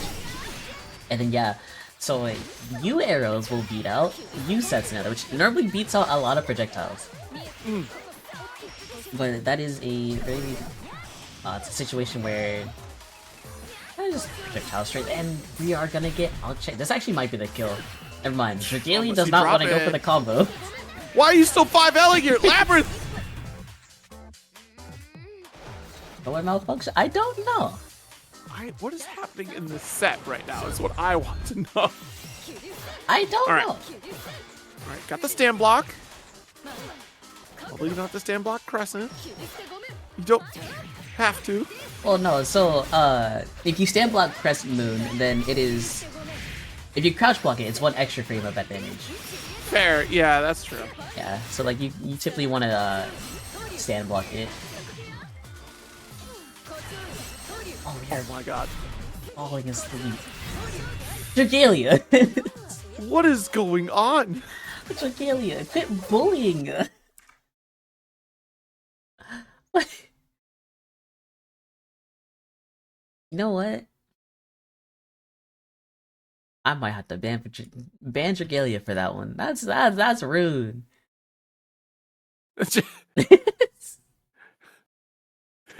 Thanks for stopping in, Labyrinth. Of course, Labyrinth. Good job on the top 8. I hope you.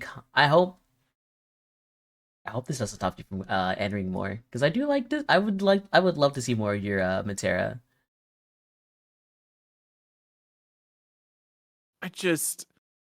That last Raging Strike was not intended. All right, that's fair. If you say so. I don't know. It seemed like you were going a little crazy right there, you know? Like you were just a completely different person.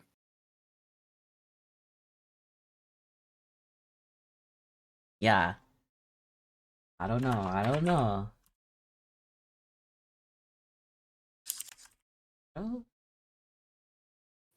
It's for Narmaya nerfs. Please nerf Narmaya. Narmaya hasn't won anything, but please nerf her. What do you mean? Dragalia's won a few online TNSs. Okay, that's true. That's very true. That's a big deal. Yeah. When do we believe Narmaya players? Fair enough. It's true, but this set is actually a run back in winners.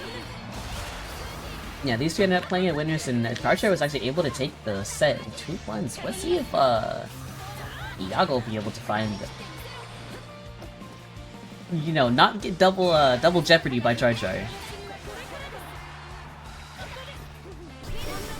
Nice block here. Okay, chat, Oh, will this kill? Sequence. No. I have to say it doesn't. You have no meter to support this. Yeah, this will not kill. I'm gonna opt to go into the reset. And then we will find the throne, find the first round.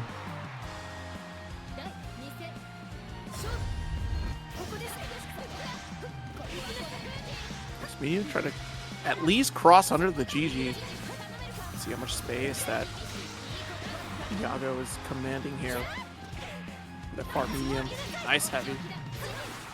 I choose not to go for the side swap on the L whip, but it is okay. We're gonna get reset into the install. Now Iago has to deal with install of the Bira, and that's very scary.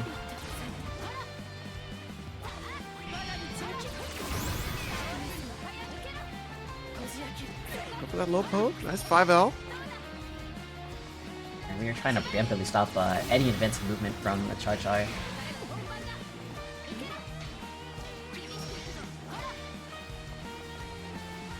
Yeah, definitely don't play it in here. It's that Huh? oh my god. Okay, it worked.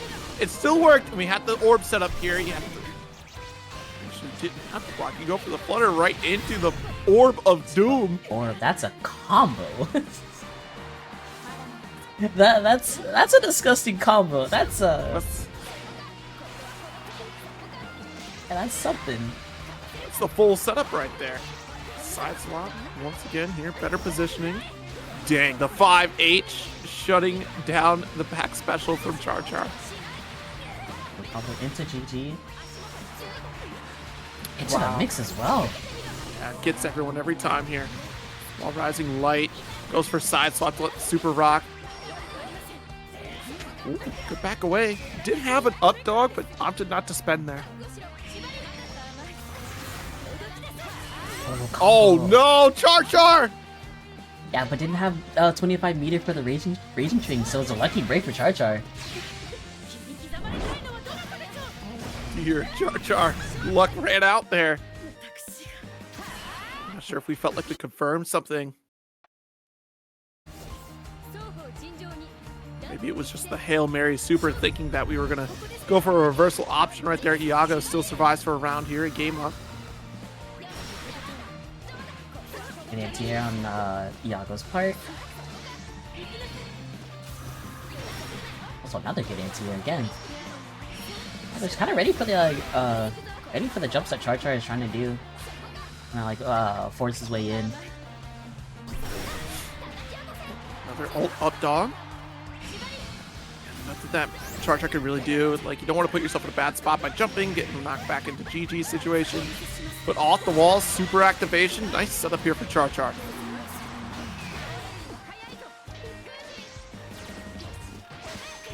Goes for that extra hop there in the corner just to try to bait out DP. But now I got the low open with no break points. This does mean a round for Char. Oh, break points is a lot of damage, especially if you get hit by like the right starter. That will chunked away. Also a sweep starter from Char. But the reset into the install. We're gonna have the install, and we're actually gonna find the JU. Oh, this is a round. Oh, this is a game. This is clean. Very clean. Again, that jump sequence in the corner opening up against Iago. Baiting out those interactions. This time it does open up. The second time we see it here. No. Also, that install in the corner is weird. Because, like, you kind of take corner, but you kind of don't. Yeah, because especially the way that we're sequencing off of it, like I don't think I've seen another VR player do that, where you launch the opponent and then set them a little bit higher for super. Like, I guess it's just that safe install as opposed to just comboing into it, maybe. Yeah. DC Warrior Charger is gonna be able to keep the corner positioning. That's a really good positioning. Oh, catches Iago falling asleep at the wheel with the 5U. Testing reactions, going for spot dodges there, trying to call out the Brave counter, so it was about time to go for that throw. And there was another one here. This time, Iago ready for it with a backdash, and to get that full corner swap with no Brave points on the line here. It's looking scary and does succeed with the finish. Ah, really great. That was an amazing backdash from Iago's side. Kind of just opened up a round for him off that interaction. Absolutely. Oh, what a jam!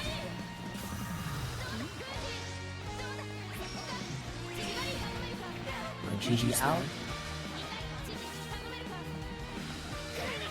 No anti-air from Iago's side. These interrupts off these heavies have been superb coming from Iago. Gonna spend a good DP though. I'm gonna keep keeping that space. I'll hold down the space with GG as well. There we go. Jump back into anti-air. Locked in here for Iago.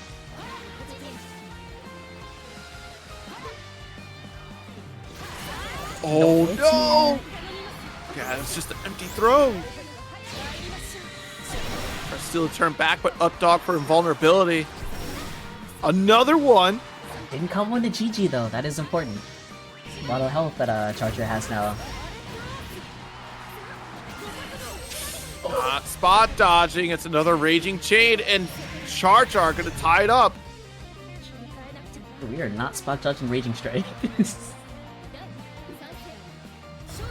I don't think I've seen. Yeah, I don't think I've seen one all tournament. No, we've definitely not. Just gonna get caught. Hit grab connects here off the special. Oh, like pioneering this corner. Oh, GG actually connected, but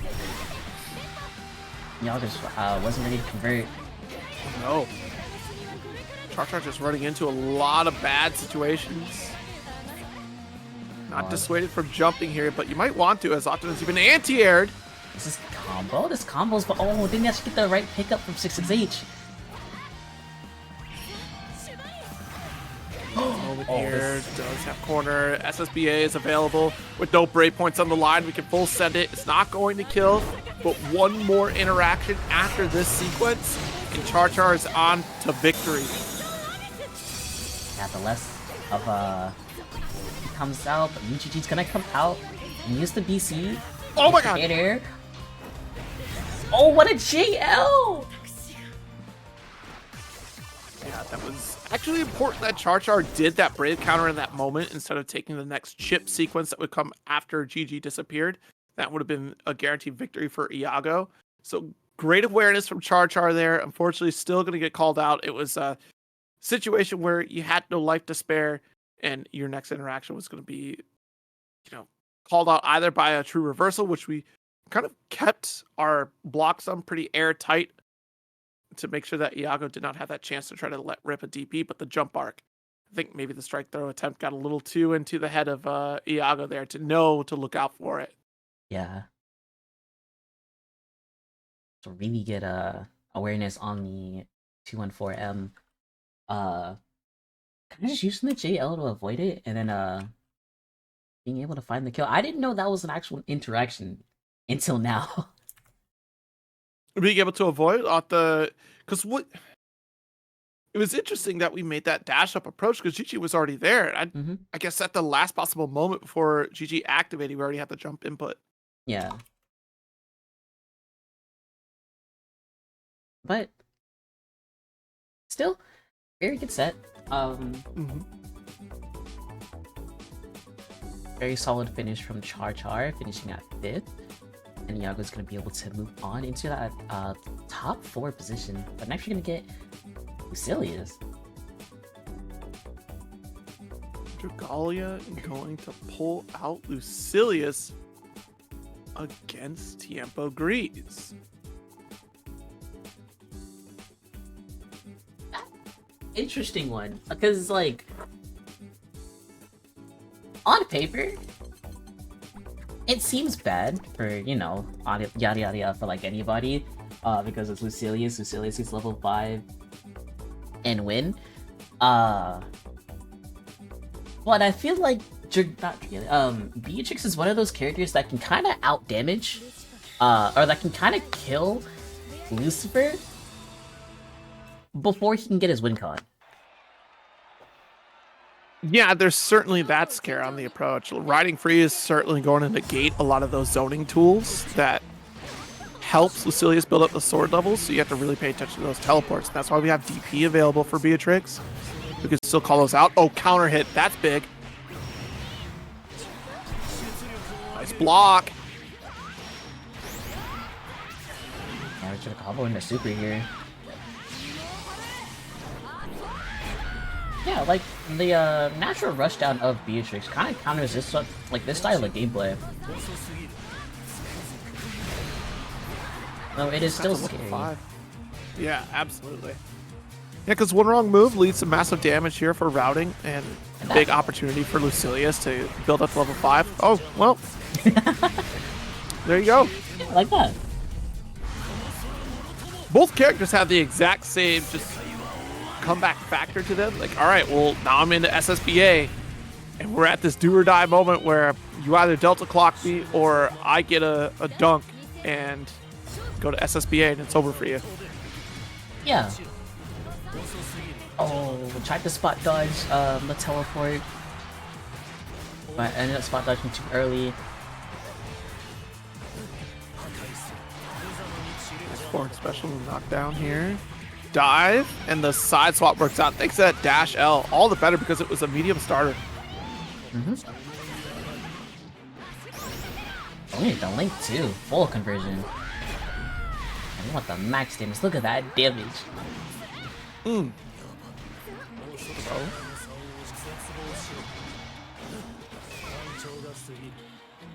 respecting so much right now. We definitely don't press a button here. The fear is that it was going to be the ult forward special come from Lucilius, that reversal that we have, so we didn't want to try to keep our turn. But now we're at level 5, and the next touch, if you get caught low, it's over. Yeah. Get caught slipping once. Counter hit Pharrell. Oh, you're dead! The reach on Lucilius. Just absurd. Far medium. Great button. Really good button. Like I was saying earlier, just trying to play that neutral game against a character like this who has such a strong button with Beatrix can be a little tricky because that 5H, again, has that gargantuan hurt box on her right on top of the blade. Heck, you can even challenge like Star Chaser startup. She's not as clean cut necessarily. Like if you want to contest a neutral, that 5H is very punishable. And there it is, the riding free you talked about at the beginning of it. Yeah, the riding free is gonna do the job. Gonna go right under that projectile. gonna be, I feel like Riding Free is gonna play a big factor in this matchup, just kind of like, being able to naturally low profile projectiles is like kind of huge, especially when like someone wants to whiff specials to get that win con. Having a nice way to punish it is really nice. Absolutely. Oh no! Max range, not a full follow-up. We don't have the resources to fully extend, but you still own that corner position. That was key. Now, it is gonna be at level 5. Still, this could be anyone's game. Yeah, it's... At level 5, done. Let's get the ground bounce here to you.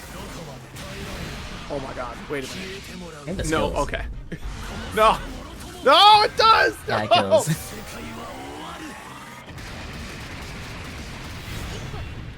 Win cons.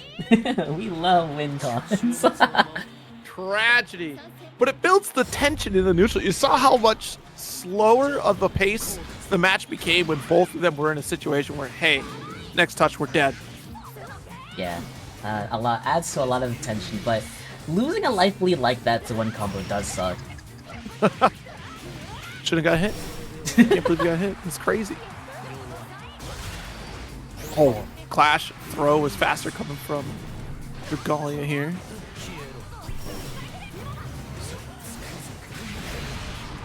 We're gonna have that level 4 out, but we are gonna use the UDP to get the hard knockdown too. So now it's scary once again.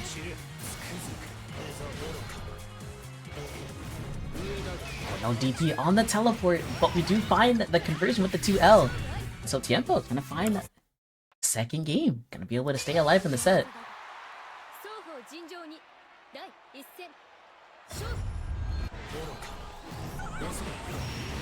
Nice 5L. He's gonna reset for... Oh, now we got Delta Clock here. Okay. Do we get to make use of it? Oh, that was the opportunity. Not fast enough on reactions and a quick touch to get to level 3. Alright, we do find another, we do find a 2L opener and into the SBA. Big damage and also really, big BP advantage from Tiempo. Right. Oh no. Scary stuff trying to spot dodge the teleport.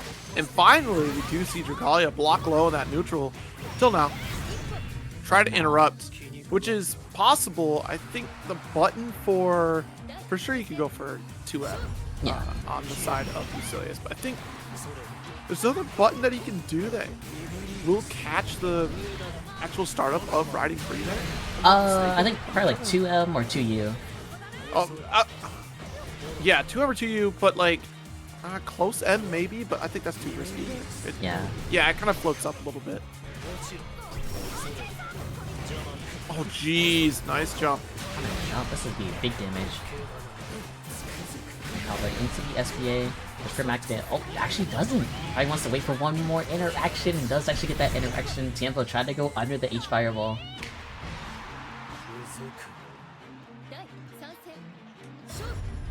What's gonna be last game? Last final round for both players. Already a good opening from Dragalia. Gonna build his way up, using those specials, and trying to use the 5U to connect, get more towards that blade level 5. Oh. EXDP.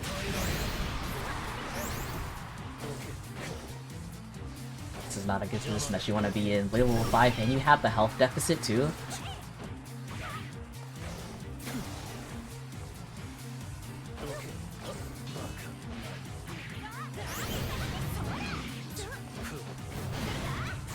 Oh, this actually might be the kill.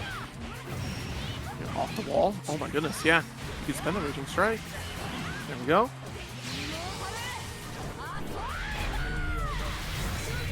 That's a big break from Tiempo. Just being able to find the counter hit M Riding Free is was a very, very clutch find. But yeah, Tiempo is gonna move on. Gonna beat Dragalia I think Sergalia got double Jeopardy by Tiempo. Yeah, he did. Tiempo just putting in the work on that Beatrix. Of course, Beatrix is a beast in her own right. Don't let her change again. That's all I gotta say. Don't let her change. You all worried about the damage, or was it the damage? It was the lows. It was the lows. It was the 6 lows that H Riding Free hit. Actually, is it 4 or 6? That Is 4? 4. I want to say 4. Okay. Also, the anti-air riding free was messed up. That losing that was deserved.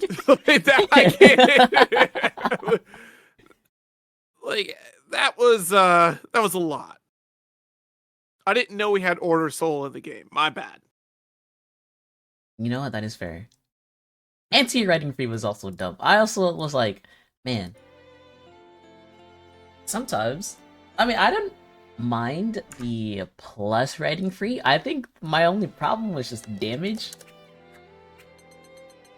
And that's like, coming from a high damage character, it's just like, it's only natural, where like, you don't want to get hit from like the high damage character. And you know what? I really didn't like the plus 2 riding free either, because I couldn't tell if there was a difference between it. It looked the same as the L startup. Yeah. Oh, well, kind of. I think isn't the only difference the distance that it goes? The distance and I think the timing. Yeah, the timing as well. It's a little bit slower on the medium. Oh, I'd never noticed. Oh, I that's what I was like. I'm pretty sure, like, I'm crazy that I'm crazy. I'm like, no, I know it's medium because you can grab the medium one for sure. Yeah. Light, it's a little tricky, but you can grab that. Hard Wow. Yo. That was sick. Yeah, that was sick. Well, that was rather sick. Oh my. Yeah, both players are, I think, really willing to scrap and then just kind of play patient whenever they need to. But the jump in from Pod is gonna catch on that 6XL. It's gonna be the kill here. Honestly, that moment in that break in the action right there was just picture perfect. That couldn't have been more cinematic because they were just straight brawling for the first half of that round. And then once the damage was done, the dust had settled, both at 25% left, and the stare down begins. Cinema. Absolute cinema. Spot dodge. Outside the range of 2U. Yeah, I'm surprised Gyoza is still using H-Setsuna as like its last patch, because it is -2 now, so it's like a lot scarier to use than pressure. Because more often than not, you're gonna get like counter hit for trying to press, but the U transient didn't catch on the 2L. Reset that pressure sequence again. Alright, alt hex. I'll respect it here. Nice. What's the opposite of absolute cinema? Absolute buffoonery. Commercial. Commercial breaks. Commercial infomercial. Absolute infomercial. Yeah, and shift arrows, but we just decided to mash 2M there. Absolute buffoonery. I think that's opposite of absolute cinema. I love the devastating ads, actually. That's a much better. Absolute cinema or devastating ads?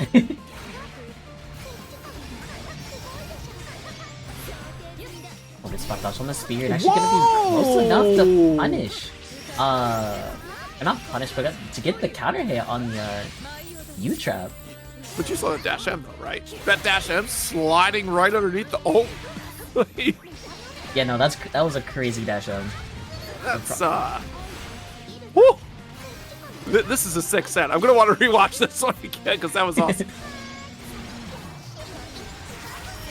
Oh, really far nice. Yeah. Is Mitsu gonna be able to take the first game in the set? If I didn't know any better, this is a scripted fight between these two. The way the choreography is moving. You know what? I do love some good choreography. Calls out the brave counter attempt. Excellent positioning, and yet still able to make the challenge here is Prada. Wall bounce, but wasn't actually able to pick up. But the teleport is gonna beat the UDP. We didn't have the corner positioning though, so we're just gonna go back into mid screen. I think that is super fortunate for Yosumitsu's not wanting to be stuck in the corner, but the conversion off of the spear is gonna do the job. Probably gonna be up around.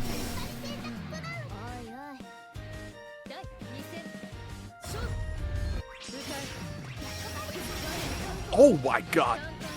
Trying to make that call out here with the long distance transient. Crescent Slash opens up against Prada off the wall. I love it. It just timed it perfectly for the set stuff. Get the link on that too, so we get the meter back. And the perfect. That was a really like kind of a Narmaya round. I'm not gonna lie. Narmaya kind of gets those rounds where like everything kind of works on offense.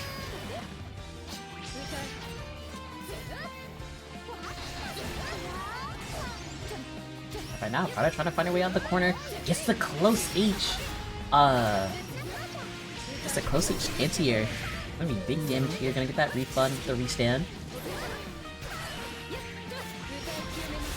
That's would have been the kill if Yozu did the right route. That would have been the kill, but he was okay.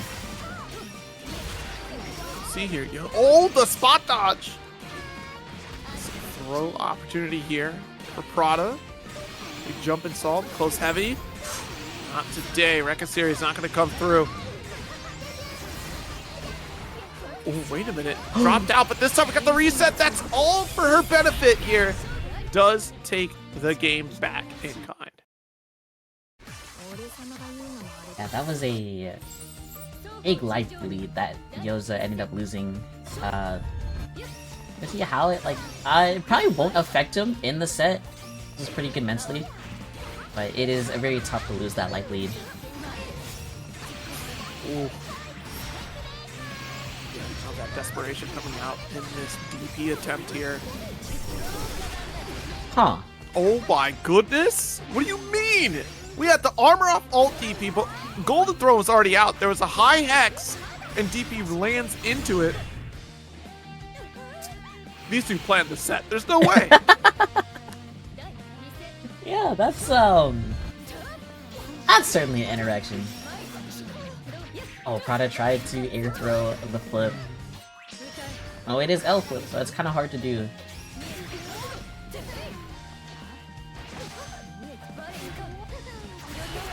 Oh geez, deep run, Crescent Slash. You thought you'd see with the deep block.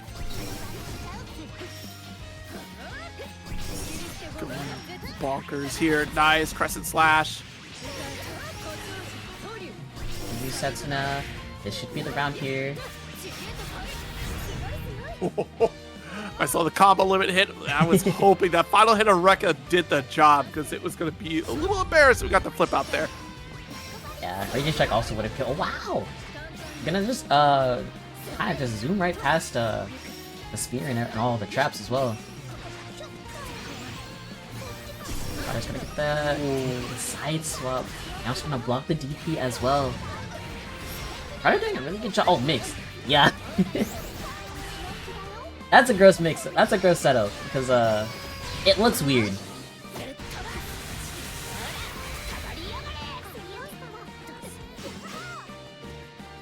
There's a really big life deficit that Yoza has to pull through, and you're on chip as well. I know Prada's gonna be trying to play for chip here.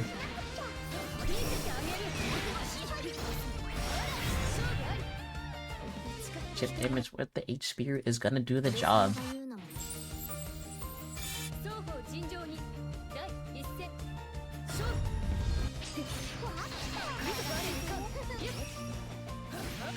There's the H. Nice flip. Very good for the mid-screen throw bait there. And change stances. Oh, didn't actually opt to go into transient, but this will not be the kill.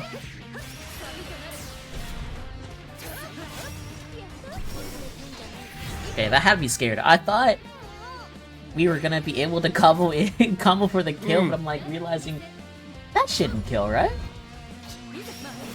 Until it's too late. always feel that you get caught by like a stray interaction sometimes. Like, no, I think I'm gonna be good. I'm gonna be fine. And then suddenly you're dead. Like, oh wow, you really had that in you. Yeah. Spear. Oh, I think I ended up missing a J2T, Oh J no. jump teleport there, but conversion off the U trap.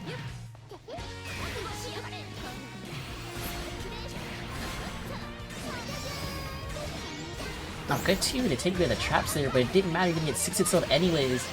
Are you gonna combo into super here?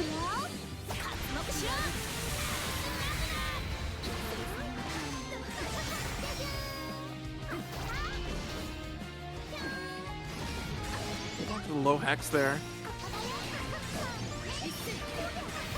Punish, but no anti-air is gonna get jumped on. Ada gonna be on set point.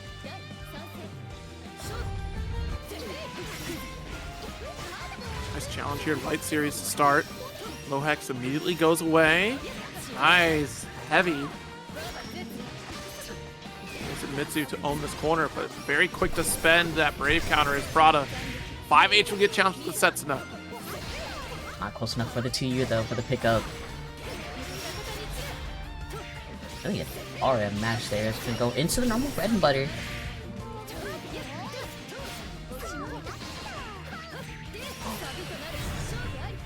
Yoza finds the 2L on the teleport to take this to a game 5. Okay. Definitely trying to stay alive here throughout the sequence.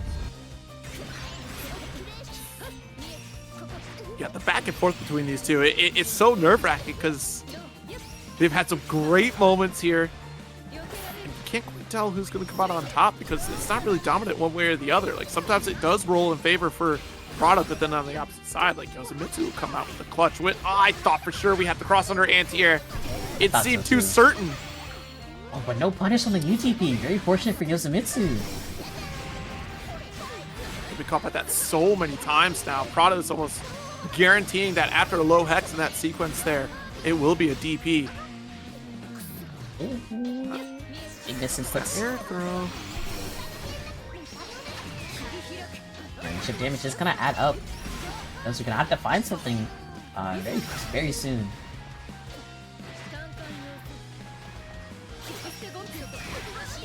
There's that brave counter one more time. Spot dodge the first hex. Yeah. Risky situation there. Caught standing up, so that 2U connects. Match point for Prada.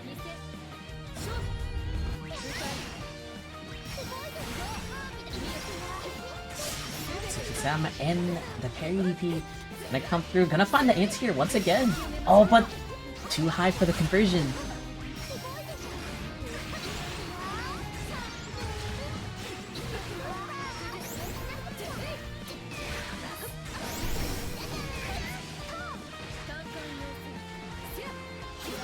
Throws, the throw bait doesn't connect, but we go for the double throw bait. Didn't find the full confirm off of the hit that you got. This fight, be the kill? Not just yet. Quite there. I didn't get the clean hit.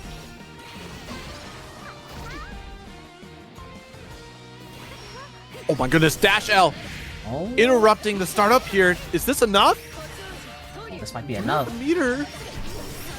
The restand, gonna go into reaching strike. No, you don't need it. Final game, follow around the heavy sequence at the end there, was able to clutch it out. Another heavy, okay. Heavy, the anti-airs are clean for Yosamitsu. Oh, we find the 2L, but misses the 6XL. Madness as we get the throw bait. Opt to keep the flip cooldown.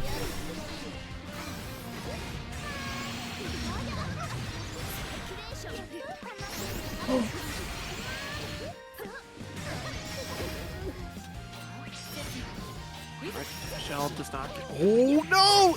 So many times Prada has tried to go for that air throw. It's not worked out and not gonna finish the job. Wait a minute. Takes a step back and calls out the golden throne. That was a messy ending, but still coming out on top is Yosamitsu for this winner's finals. Yosamitsu gonna move on into winner side grands. I for sure thought that the transient flip was gonna get air thrown, but Prada ended up just going for neutral jump. I need to go for back jump to or for jump back to get the air throw on that specific spacing. There were so many attempts there for those air throws coming from Prada. It's so heartbreaking to not see it pull through, like, after many attempts to get across that victory line. Yeah, it is heartbreaking because you know the counterplay towards it, but it doesn't work out. Because pretty much just the heart of the cards wanted Yoza to win pretty much.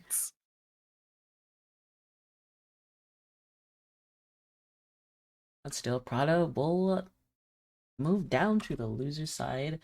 We'll have a chance to make it back up to face Yozamitsu again. Or, after we see the winner of this next set of Iago and Tiempo.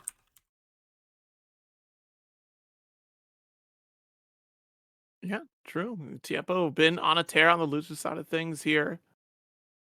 Only getting knocked down to Yoza, so wants to get that run back here, of course, but we'll have to go through a couple more sets, right? You do have that fairy play, which I'd be... Iago doesn't have a pocket, right? Iago's been stuck on this fairy? Oh, Iago has a Ladiva and a Vayne. Yeah, so stuck on the fairy?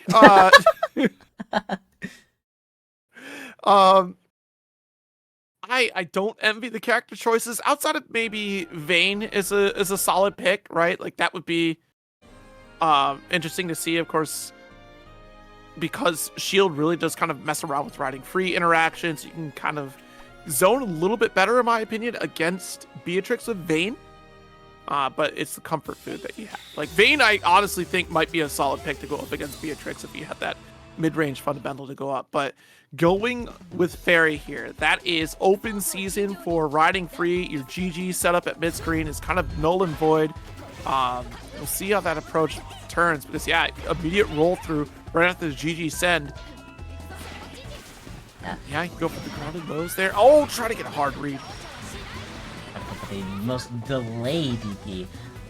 Yeah, no, it's this matchup sucks for Fairy. But like, it's Iago, so it's like he makes it even. It's like I don't know, but Orb Super, it's a skill. It is a skill. It's the skill of the player because we see the same thing from Beatball, right? Beatball playing Fairy and just so often running into just matchups that could be solved with a different character, but because you're a character specialist, because you have that dedication and the skill, you're still coming out on top against a character that really on paper should just be cleaning up on that set. Yeah, like Beatrice should be all over Fairy, like doing whatever she wants against the character. But as we see right now, she's gonna go into the GG setup, catches the roll with the M whip. And Iago's kind of controlling the space.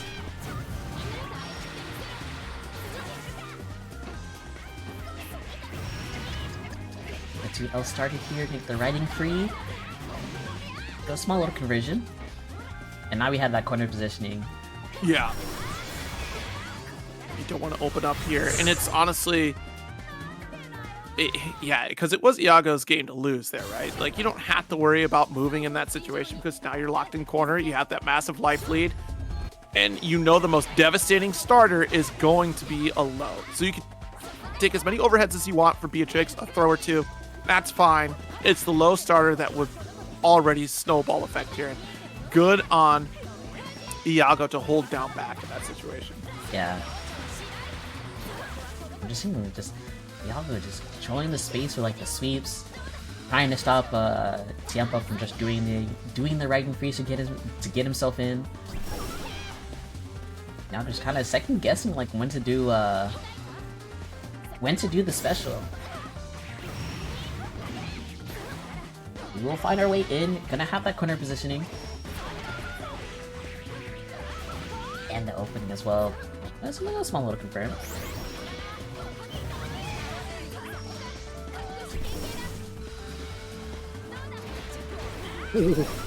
Hold on. Scary moment. Oh, I think he might have died, dude.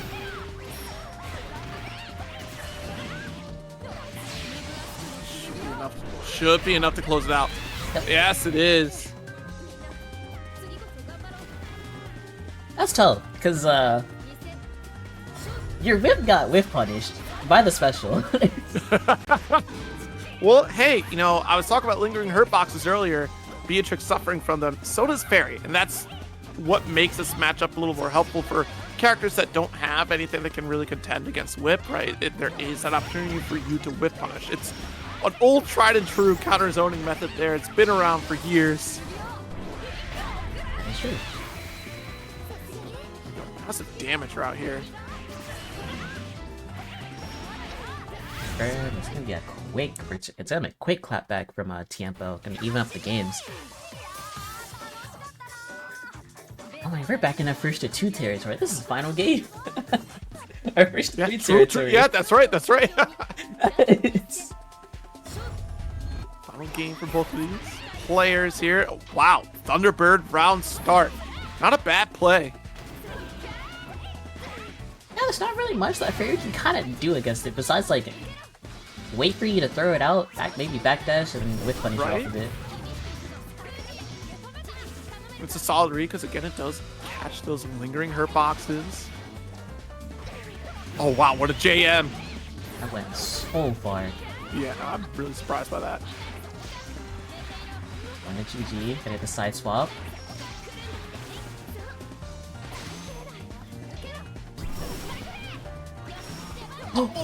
Yeah, but very fortunate we don't get punished on that DP. Really fortunate. Our Orb Super is gonna come out, but we're gonna find the interruption, but now we have to block Whoa! and that's the mix. It's gonna be high. You gotta stand up at that point. Yeah. So your hit grab, and of course that's a round up.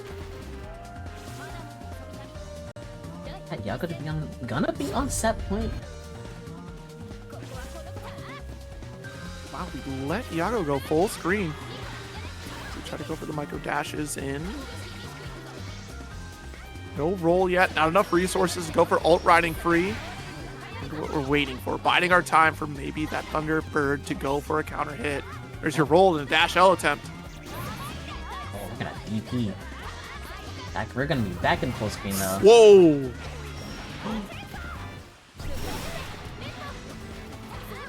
Up dog away. There's ult Star Chaser to make sure we got that corner. Good stand. Oh!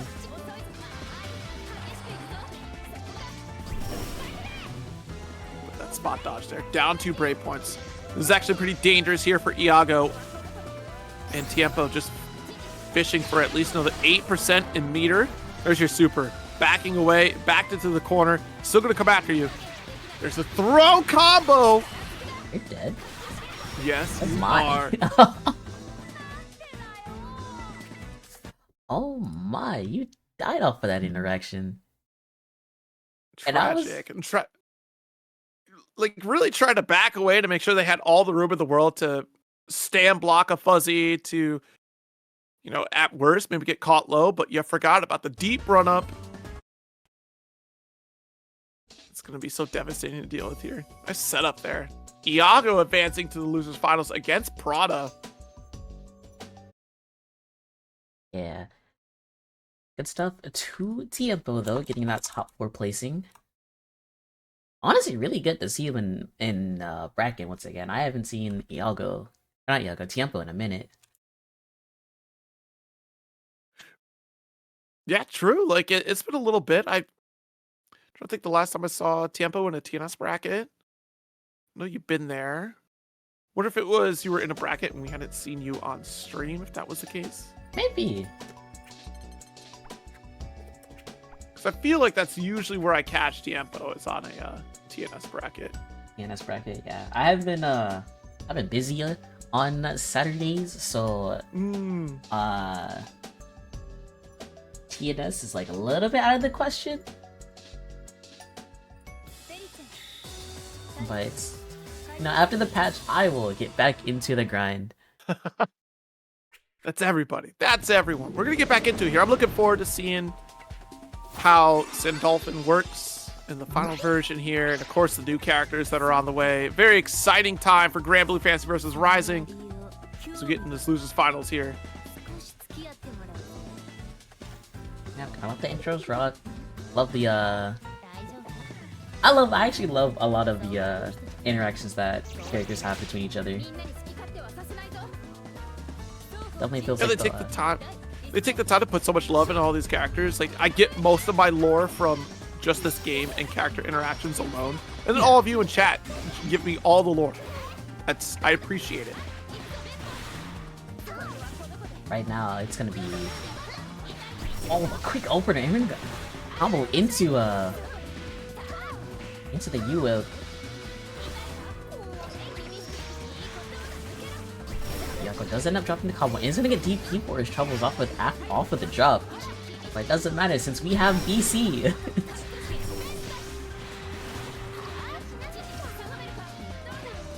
Oh, jeez. Jump in there. Air to air works out for Parada this time. But air throw like we were fishing for the last set against Yosamitsu. Oh, off the wall. Wait a minute. You're in a chip situation. You brought it back at 80% health. Oh, what a fight. That is devastating. Devastating for Iago. Really good for Prada. Now the momentum, I feel like momentum's gonna be shifted in Prada's favor, but Iago saving, just kind of putting a stop to that. We'll find the dive kick. We're gonna push all the way to the corner. Ooh. Cancel out.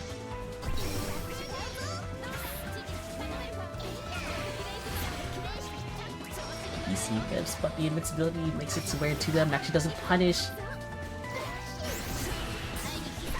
Go Raging Chain wants the corner carry. Except for that mid screen. Good call out here. That's a round up for Iago. Into his third, so we're gonna get into his third round. Oh, we're actually gonna combo into both of the traps.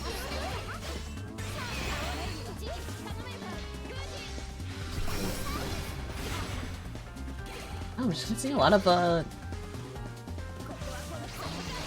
gameplay from both players. Just kind of Iago just kind of trying to keep Prada out, and Prada using like all of her tricky movement to find herself back in, but the U-trap is gonna connect, but we don't get the proper combo, but it doesn't matter, we get the 6XL after. This should be the kill here. Nice 2H finish. Again, some of that patience too from Prada, like just waiting for the opponent to get into a vulnerable position and not putting herself in an overextended spot, right? Like putting herself in danger against Fairy. Once you activate your movement, then that gives Fairy the opportunity to press a button on. Oh my god! Wow. I'm surprised that throw did not connect. Yeah. Wait, able to jump. I can't believe Gigi didn't activate. There's the ult hex. Close the corner. Close heavy. Backing off. That's right, because we can teleport if we need to. Dash under. Sets up ult. It's still our turn to 2U to knock down. Needs to keep the corner positioning, but Iago's gonna TP out.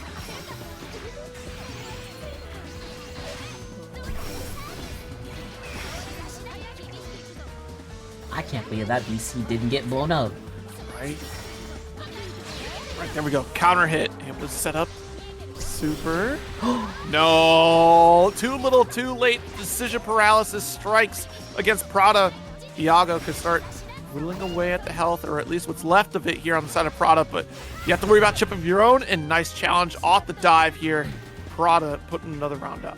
Yeah, really good challenge. Had a really good faro. Like, it's deceptively long. So it's kind of really, like, it's good to catch out, like, a lot of run-up backdashes. Oh, but the U-trap is actually putting a lot of work for Prada. Kind of using, like, that as, like, an anti-air tool. Right, like just really messing with the anti-air interactions and just able to adjust our jump trajectory with it a little bit there. As well as just adding like to the plus frames and like adding chip damage towards Yago. But the throw beat is gonna connect. Prada up 2. Very quick cleanup there, and let's see if Iago can make any adjustment. We're doing a solid job of trying to keep Prada out, but at the end of the day, it is a lot of the ultimate hex that gives so much opportunity for Prada to close the gap. The way she moves has been just pivotal to avoiding a lot of the setup situations from Fairy, because GG goes out and does absolutely nothing so often in the set so far. Yeah, and then especially just against the GG setup, she's really just opting to like hold up forward. And Yago hasn't been ready to anti-air, like kind of afraid of like getting anti-aired with the use trap.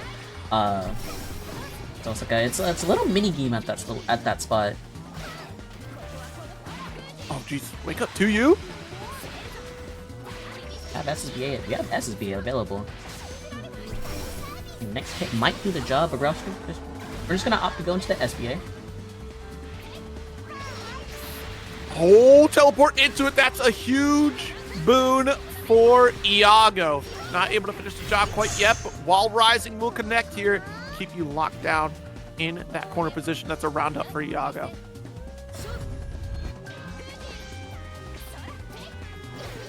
Oh yeah, that's minus. So really good awareness to get that 6XL. Prada gonna opt to go into. Oh, gonna go into the mix. Is Iago ready? Oh, he's not.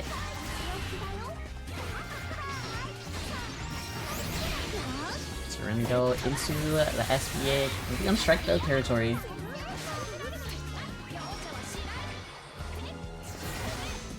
Shoot tech. Jeez. Quick poke here. Nice triple attack sequence. And GG not going to have a chance to get set up because that spear, so you're blocking that. GG goes away. And nice movement to stay right on top of the orb and using orb to block away at the rock. Beautiful anti-air, avoiding all this chip opportunity here. But one golden throat is all it takes, and Prada will close out a round sitting on match point. Beautiful movement from Iago, and I was starting to believe. Yeah, that looked really winnable from on Iago's side, but the UDP is gonna just power through the normal that Iago was trying to do the job. Yeah, now we're here trying to push Iago to the corner. UDP is gonna get blocked, but it's gonna be a 6XL starter. No actual full combo.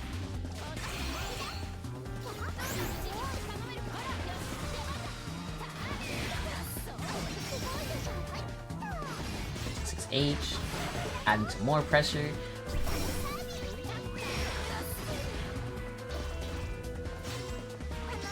Dagger trying to go for throw bait, but side swap. Not opening anything up quite yet. Oh, another fuzzy. For the double open. Teleport out of dodge here, but that orb's going to come back the opposite way. Prada almost a repeat of what we saw earlier here. We'll try to use this for to interrupt. Nice. Does get the overhead finish here. First game up for Iago. And again, just that frenetic movement. Not necessarily frenetic, just like purposeful, but the lingering threat of that super orb coming behind Prada has been absolutely terrifying to see, since we got caught that one time and it ended up being a round in favor of Iago there. This time around, it disappearing just in the nick of time. Yeah. Iago gonna get the close stage on the anti-air to confirm. And then Beppo, this should be a route into super. And then yeah, really good catch on the teleport.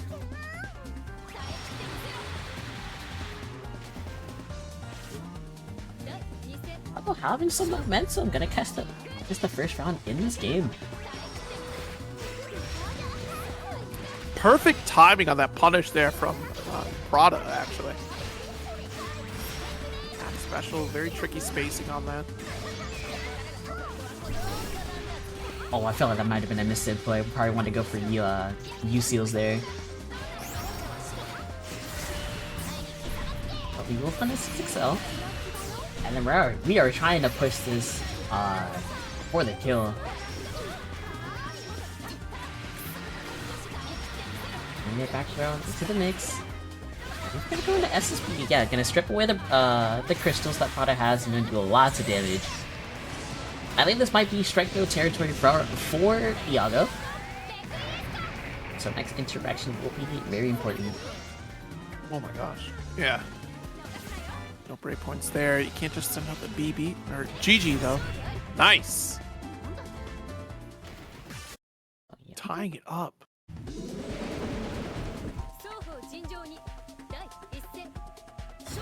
Alright, so 2-all. Wow, I'm just gonna run a mile to try and get that grab.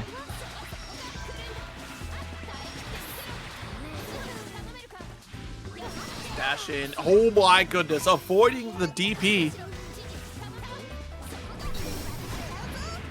Although we do get the U-Trap starter.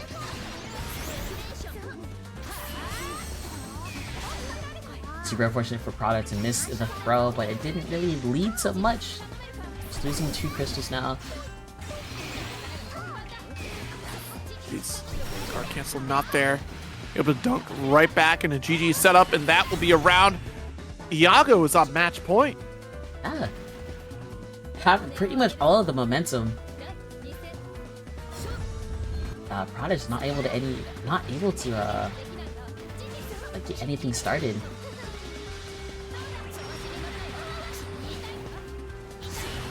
There's that. Calls out that BC attempt. Prada in trouble. There's that 2L. Has super available. And probably try to push the kill here. Gonna go into the GG setup. Nope, missed the second fuzzy. Doesn't take the bait here. We've seen so often that's an ult special coming from Prada at that height. Spot dodge, still a little bit of help there, but we got the 5L, a perfect no less. A perfect from Fairy against Cagliostro. Not just any Cagliostro, a Cagliostro coming from Prada. That's a big W right there for Iago. Yeah, very big W. Also, really good very good comeback from Iago's side. Was down 2-0 or 2-1. Actually, no, yeah, down 2-0, and was just able to kind of claw his way back to win the set. So now he's gonna go up to face Yosamitsu. There it is. No run back here. Just Iago trying to become the champion of the night. Quite the run from Yosamitsu. Losing games to Tiempo and Prada. But clean run other than that. Across the board, 2-0 victories. Very clean from Yosamitsu. Going with the Narmaya as well. No, very tried and true Narmaya player. One of the pioneers of like more, I'd say, niche tech that the character has. There's like a lot of stuff that you don't get to see other Narmayas do because they kind of just go for the typical bread and butter stuff. Right. But he is very smart and like really good with the character.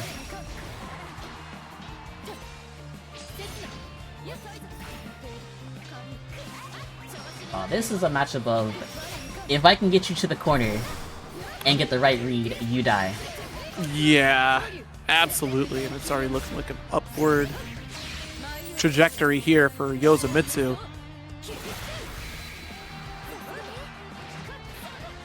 Throw? Time to guess your scenario here out of the corner because you're still throwable. Nice low. Step away, take the 2M. That really clean round from Yosamitsu. Just kind of was able to get all the right reads and just make all the throws really believable for the throw bait. Mash wasn't actually able to get the wall bounce for the from the Setsuna. Oh my god, gonna be able to find a combo of his own.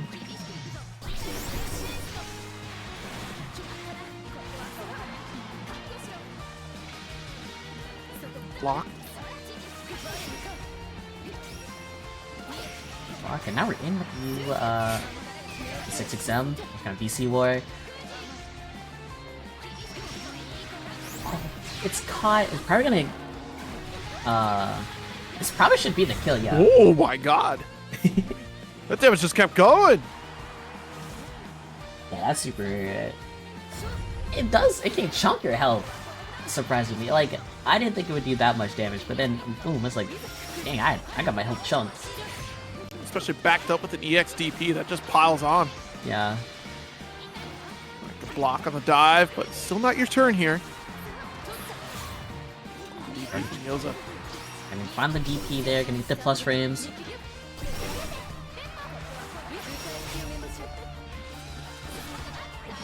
Tried to go for the chase down, just didn't use the right number for the chase down.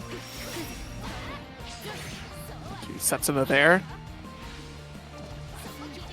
You gotta be so cautious, because you take another step further, that wouldn't give an opportunity for Iago to either web swing out or just get a jump arc out of the corner here. And that's why you're in this Grand Blue zone, where Yoza really trying to swap out that positioning here. Nice spot dodge.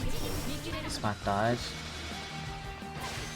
What, Yuji? Great tech on the run up throw. Now we're just trying to find our way in, try and get the opening that we need. Surprised there was no 2H attempt from Yoza there. Right. A ton of chip and wow, run up dog. That's crazy too, because Fairy's a slow character. So that was like a 5K that she ran. It was insane. Like, to have the bravery to do that when you potentially could have gotten smoked for it. Outplayed, you're so right. It's the why though. Why would you do that? That is the why. Oh, like you said, and it's gonna connect on the backdash.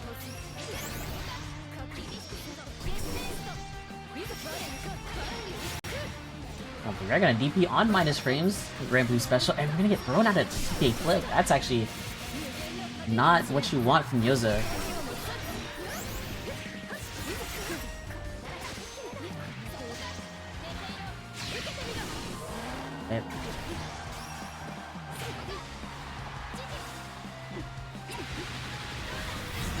Ew.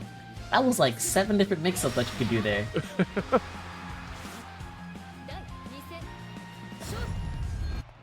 Like you had GG on you, you had the orb coming towards you, you had Fairy running at you. And one wrong move and you're just about to get blown up there. Yeah. So we'll be out.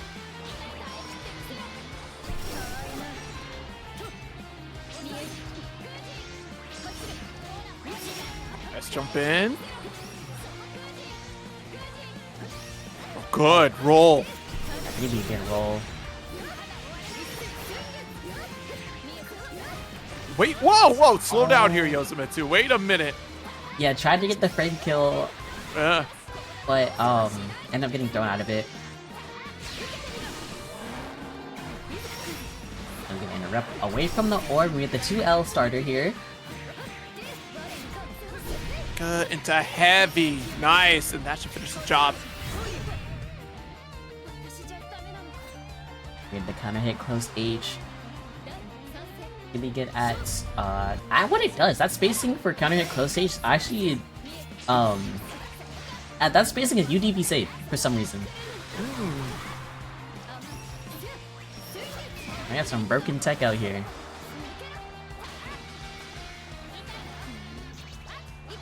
But yeah, gonna be on the offense. Chase down. Very good chase down with that dash L. Lift off, able to sneak in a throw. Good. Actually, very interesting that we were able to get that. Good mash on the setup there.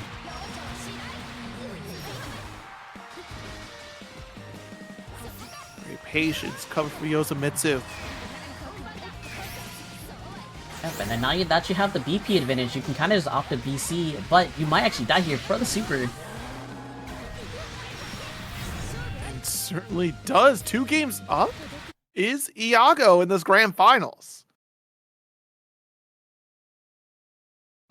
This fairy is on a tear right now. Get on it. 2U round start, are you kidding me? It's at that range, and you would check a little bit of the transient there. Came through. Not that one, though. It's the throw punish, but Yosa's gonna find the DP on the close stage.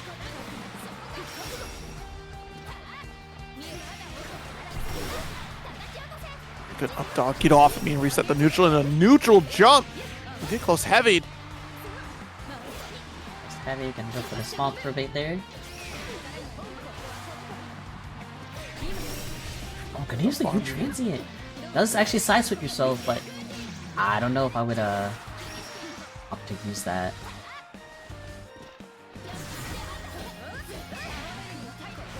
Jump install about even on health, but resources. Resources are key here. You have Orb Super. Look at this. Barrier of protection as you make the approach. And it's such a great play. Like you called out, you have to choose between 3 different options that are locking you down with the Orb, Fairy running at you, and of course GG. But in this scenario, we're using it as an advancing hurt box here. So you can't just Crescent Slash right through and just get a free teleport against Fairy. You have to be very cautious. That reminds me of Jury Fireball. Like, Jury Fireball Drive Rush. But Yeah, like, before 100 meter. Right. There's that. I was kind of thinking of the Sonic Blade setup here for Guile. Same scenario, right? Oh, wow. There, but Yosa's gonna find the close out on that spot dodge. So he has an opportunity to take a game and stay alive in the set.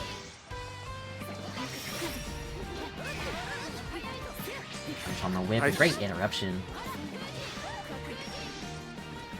So again, 2U.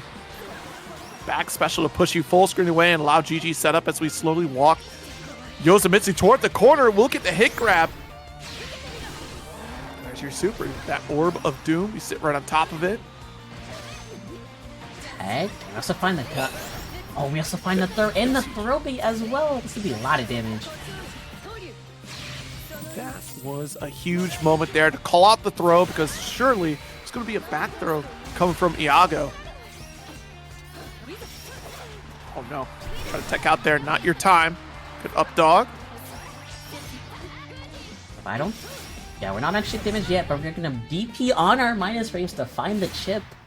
And Yosa gonna claw his way to find the first game.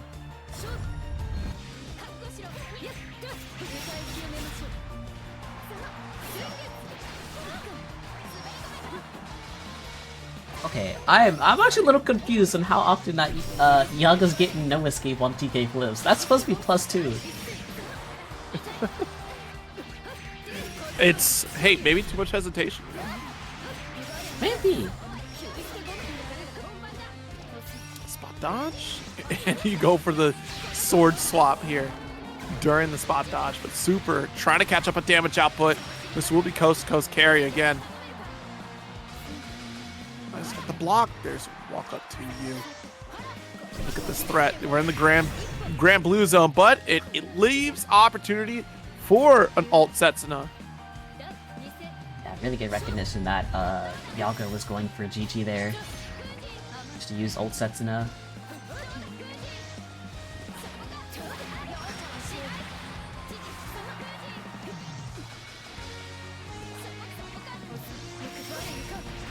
Close enough, gonna get throw punished. Take the mix, but ends up not just walking back out of it. Just about that 50% life lead, trying to get the dash M, and it's not gonna work. You get a conversion off GG with it. Nice. Alright, got our transient through, ignores GG for it. Massive life lead on the side of, my goodness, Iago, and again the spot dodge. Corners, sets up for block stun.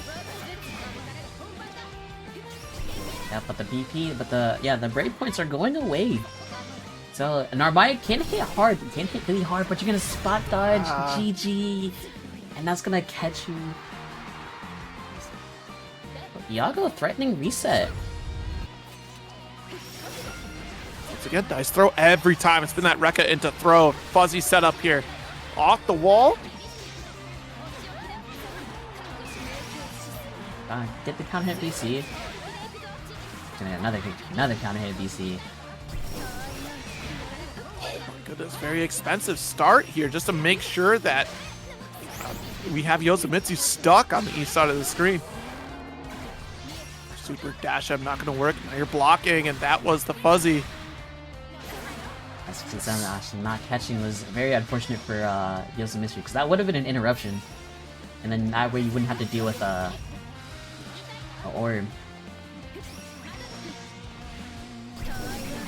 Oh, and excellent patience here coming from Iago.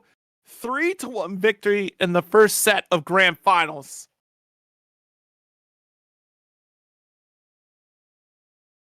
We are going into a reset. Dash out, stagger pressure here again. Already locked in. There's that other throw. Nice, the stagger pressure. Finally finding that frame trap. Like, this is the moment that Yoshimitsu's been building up to. And with Super, it's a big moment to pay off. Oh, finds the TKM flip.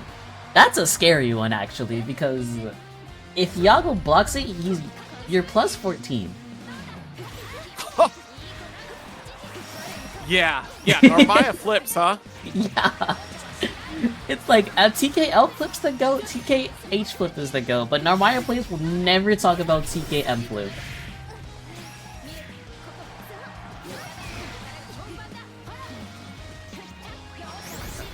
Hidden lore out there. They just want to talk about how Narmaya struggles, and yet Narmaya out here with all the spices to be cooking up a storm.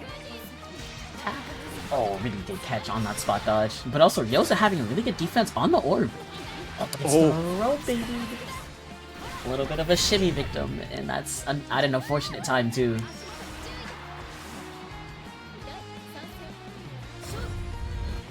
Iago keep up the momentum there. It's a good another round start. Jesus, caught the transient. Starting to look a little stale on that approach. We need another option here. So often it's been transient stopping just shy, or even Rekka stopping just shy of where Iago is, and that's throw range each time. Yeah, Iago kind of ready to throw transient too close. Fairy actually doesn't have a normal fast enough to to catch that normal, like, to get a full punish naturally, so you have to opt for the throw. Yeah, a lot of these transients from transient Kyokas from Yoshimizu are getting caught because he's misspacing them, like doing them too close.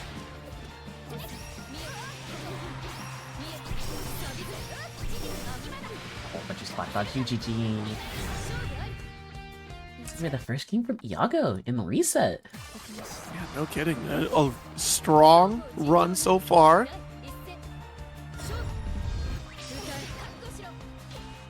Stagger 5L pressure again.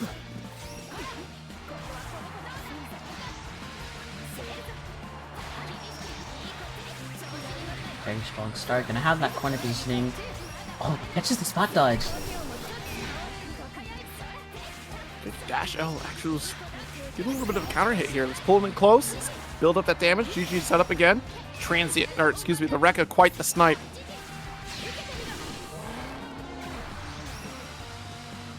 Gonna opt to back away, give Iago the space. Really good blocks on Yosa's part. Absolutely. Now opted to stand up here and knows that they only have to fear low at that range. Unfortunately, the hit grab finds the mark again, and that's a round up. And Yosa spot dodging a little bit too early for the envelopes to connect. I wonder if we're gonna start seeing some jumps out from Yoshimizu. Right.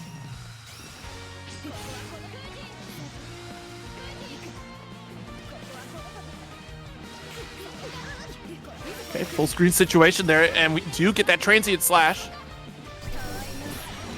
Oh, tried to press on the U-flip, ended up pressing too late.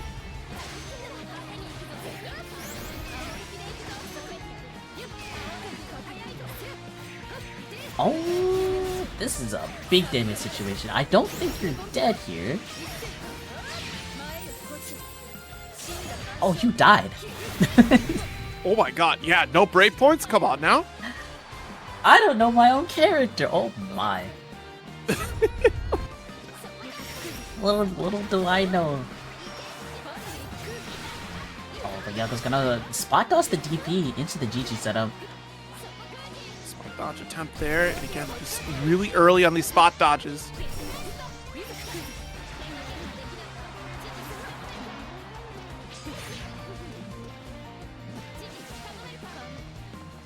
And GG in the way, jumping this time for the approach. We're at least changing it up, right? No more transient till now.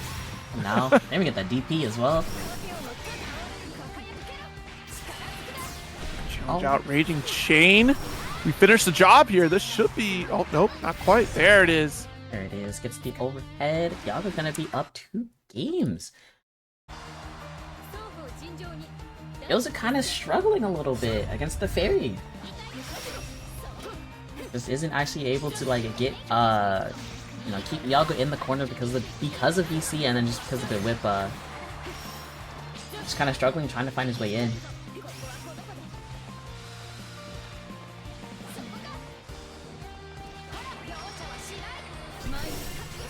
Nice, get out of dodge with the dive there.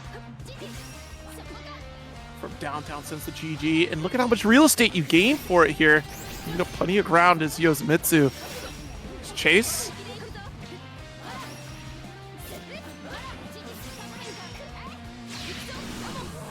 And for the orb super. This has been the bane of Yosamitsu's existence, this orb. Yeah, it does. The Fairy's taxes pretty much. It's like a second GG.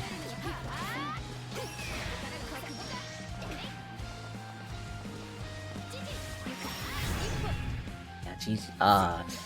Yosamitsu really trying to like force his way in with the transients.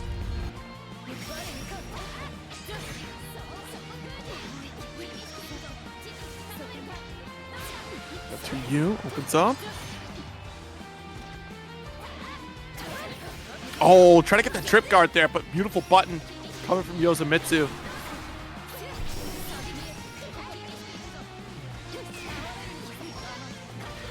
Gonna keep the counter positioning.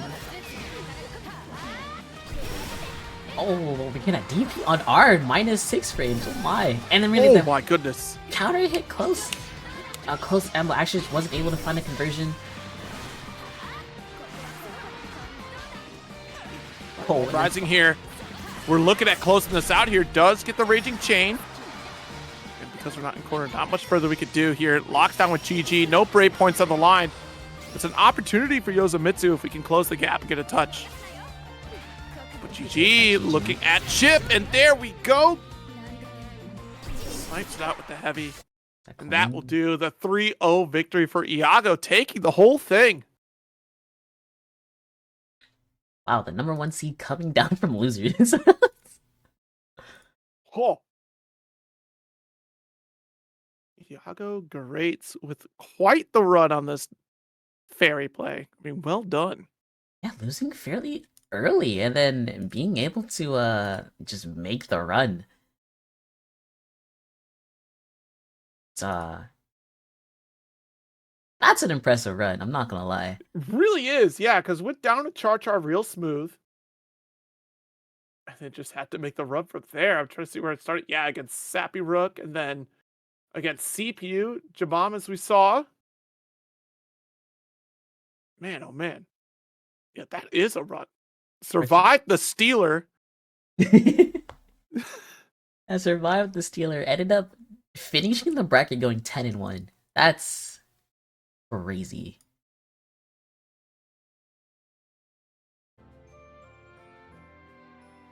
Yeah, no, that's actually an insane run. So props to everybody.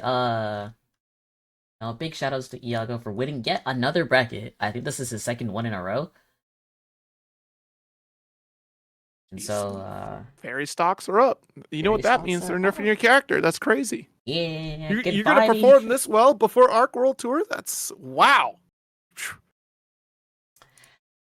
Yeah. I know Insurgent won the last one, but before that, Iago won that one, and then for that one, Yuri won the one 2 weeks ago. Oh, Yago has some wins under his belt. Nice. Yeah, I mean, hardworking with this fairy, not an easy feat. Yago, calling it now. I will win Arc World Tour. Easy peasy. I knew it. I believe in you. Yago's gonna show up and just whoop everybody. A lot of people that are going. BC. But yeah, let's see. Thank you everyone for showing up to yet another Dreamland. We got 2 more till the one where I put $100 in. So be looking out for that if you want to enter Dreamland 20 and try and earn some money. Free up your schedules for a random Tuesday. So it'll be, I think, when the new patch too. So that'll be funny. Oh So, yeah, that is right around the corner. So right around the corner. What is it? It's the 26th. 26. Yeah.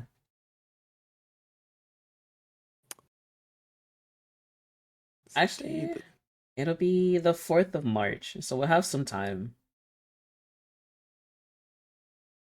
Oh yeah, the patch is 26. The patch is 26, so like 6 days to understand the new the new patch.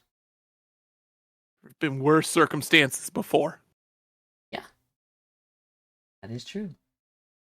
Okay, let's see. Thank you everyone for showing up. As usual, I will try to have the graphic done tonight. If I don't have any distractions, which I probably will. Shout out to my top 8: Yago, Yoza, Prada, Tiempo, Charge Hard, Dragalia, Labyrinth, and then the Stealer. New faces around. I like that. Thank you again, Zero, for being my lovely co-commentator. It was very fun. Yeah, thanks for hanging out with me, having a good time, just vibing on some Grand Blue. It's always a treat. That is true. Is there anything that you want to shill? Sure. You can all follow me along at Zero Syndicate on Twitter and Blue Sky, or check out idon'tdoanything.com. That's where I'm streaming a lot of games. Right now I'm on that Sin Duality run. It's a game where you collect trash out in the earth like Wall-E, and you build a house. And it's terrifying, but I'm having a good time with it. But of course, I'll be back on some Grand Blue as we lead up into the patch, and we'll catch you at Arc World Tour. Just got announced today that I'll be one of the commentators for that, so I'm going to show that for sure. That's pretty awesome, actually. So that is really looking awesome. forward to it. So thank you for all the support for that leading up to this. Looking forward to seeing all the action. Of course. I gotta find out someone to raid. Good question. I think Ejel be streaming. Oh, she's playing Relink, so I actually want to people or match. Ooh, I know who to raid. We're gonna raid Curry, because they're doing their beginner bracket right now. Ooh, Grand Blue.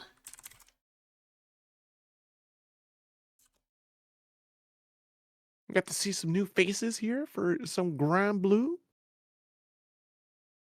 Yep, we do love new faces. I hope everyone had a good time entering. And we'll be back next week. It's like there's nothing that's gonna stop me from not hosting a bracket. Unless Garo is like still going on. Then I might be kidnapped for Garo. Oh, yeah. That's true. Yeah, the Garo beta is happening this weekend, right? So yeah, it's happening this weekend. I don't know. It's to the 24th, so I don't know if it's that Tuesday. Oh no, it's to that Monday. Okay, so I'll be free. I'll be free from City of the Wolves. Yeah. Honest to God, I have nothing to yap about. I ran out of things to yap about. Oh, more streams. I will be back Thursday. for more fairy to master. And hopefully, if the stars align, I actually get that character to master in that stream, so I can do Vera to master. Ooh, well, have fun with that master grind. I'm stopping just shy, as you can see my badge right there. So. I'll work on it. I'm gonna get there. I'm gonna put myself out there and get a couple masters under my belt here and stop being lazy. I usually haunt the casual section as opposed to ranked sections. So that's what I did a lot of. Tubi and Siegfried run was casual. I wonder how far I could get them. Actually, I'm sure I could get them up there to master. I could do it. Oh dang. Well, I actually ended up reading. So Evelyn, he shall arrive eventually. Thank you, Kirbio. It's rated. Hope your We're bracket done. went rated. fantastic this evening. anyways, yeah.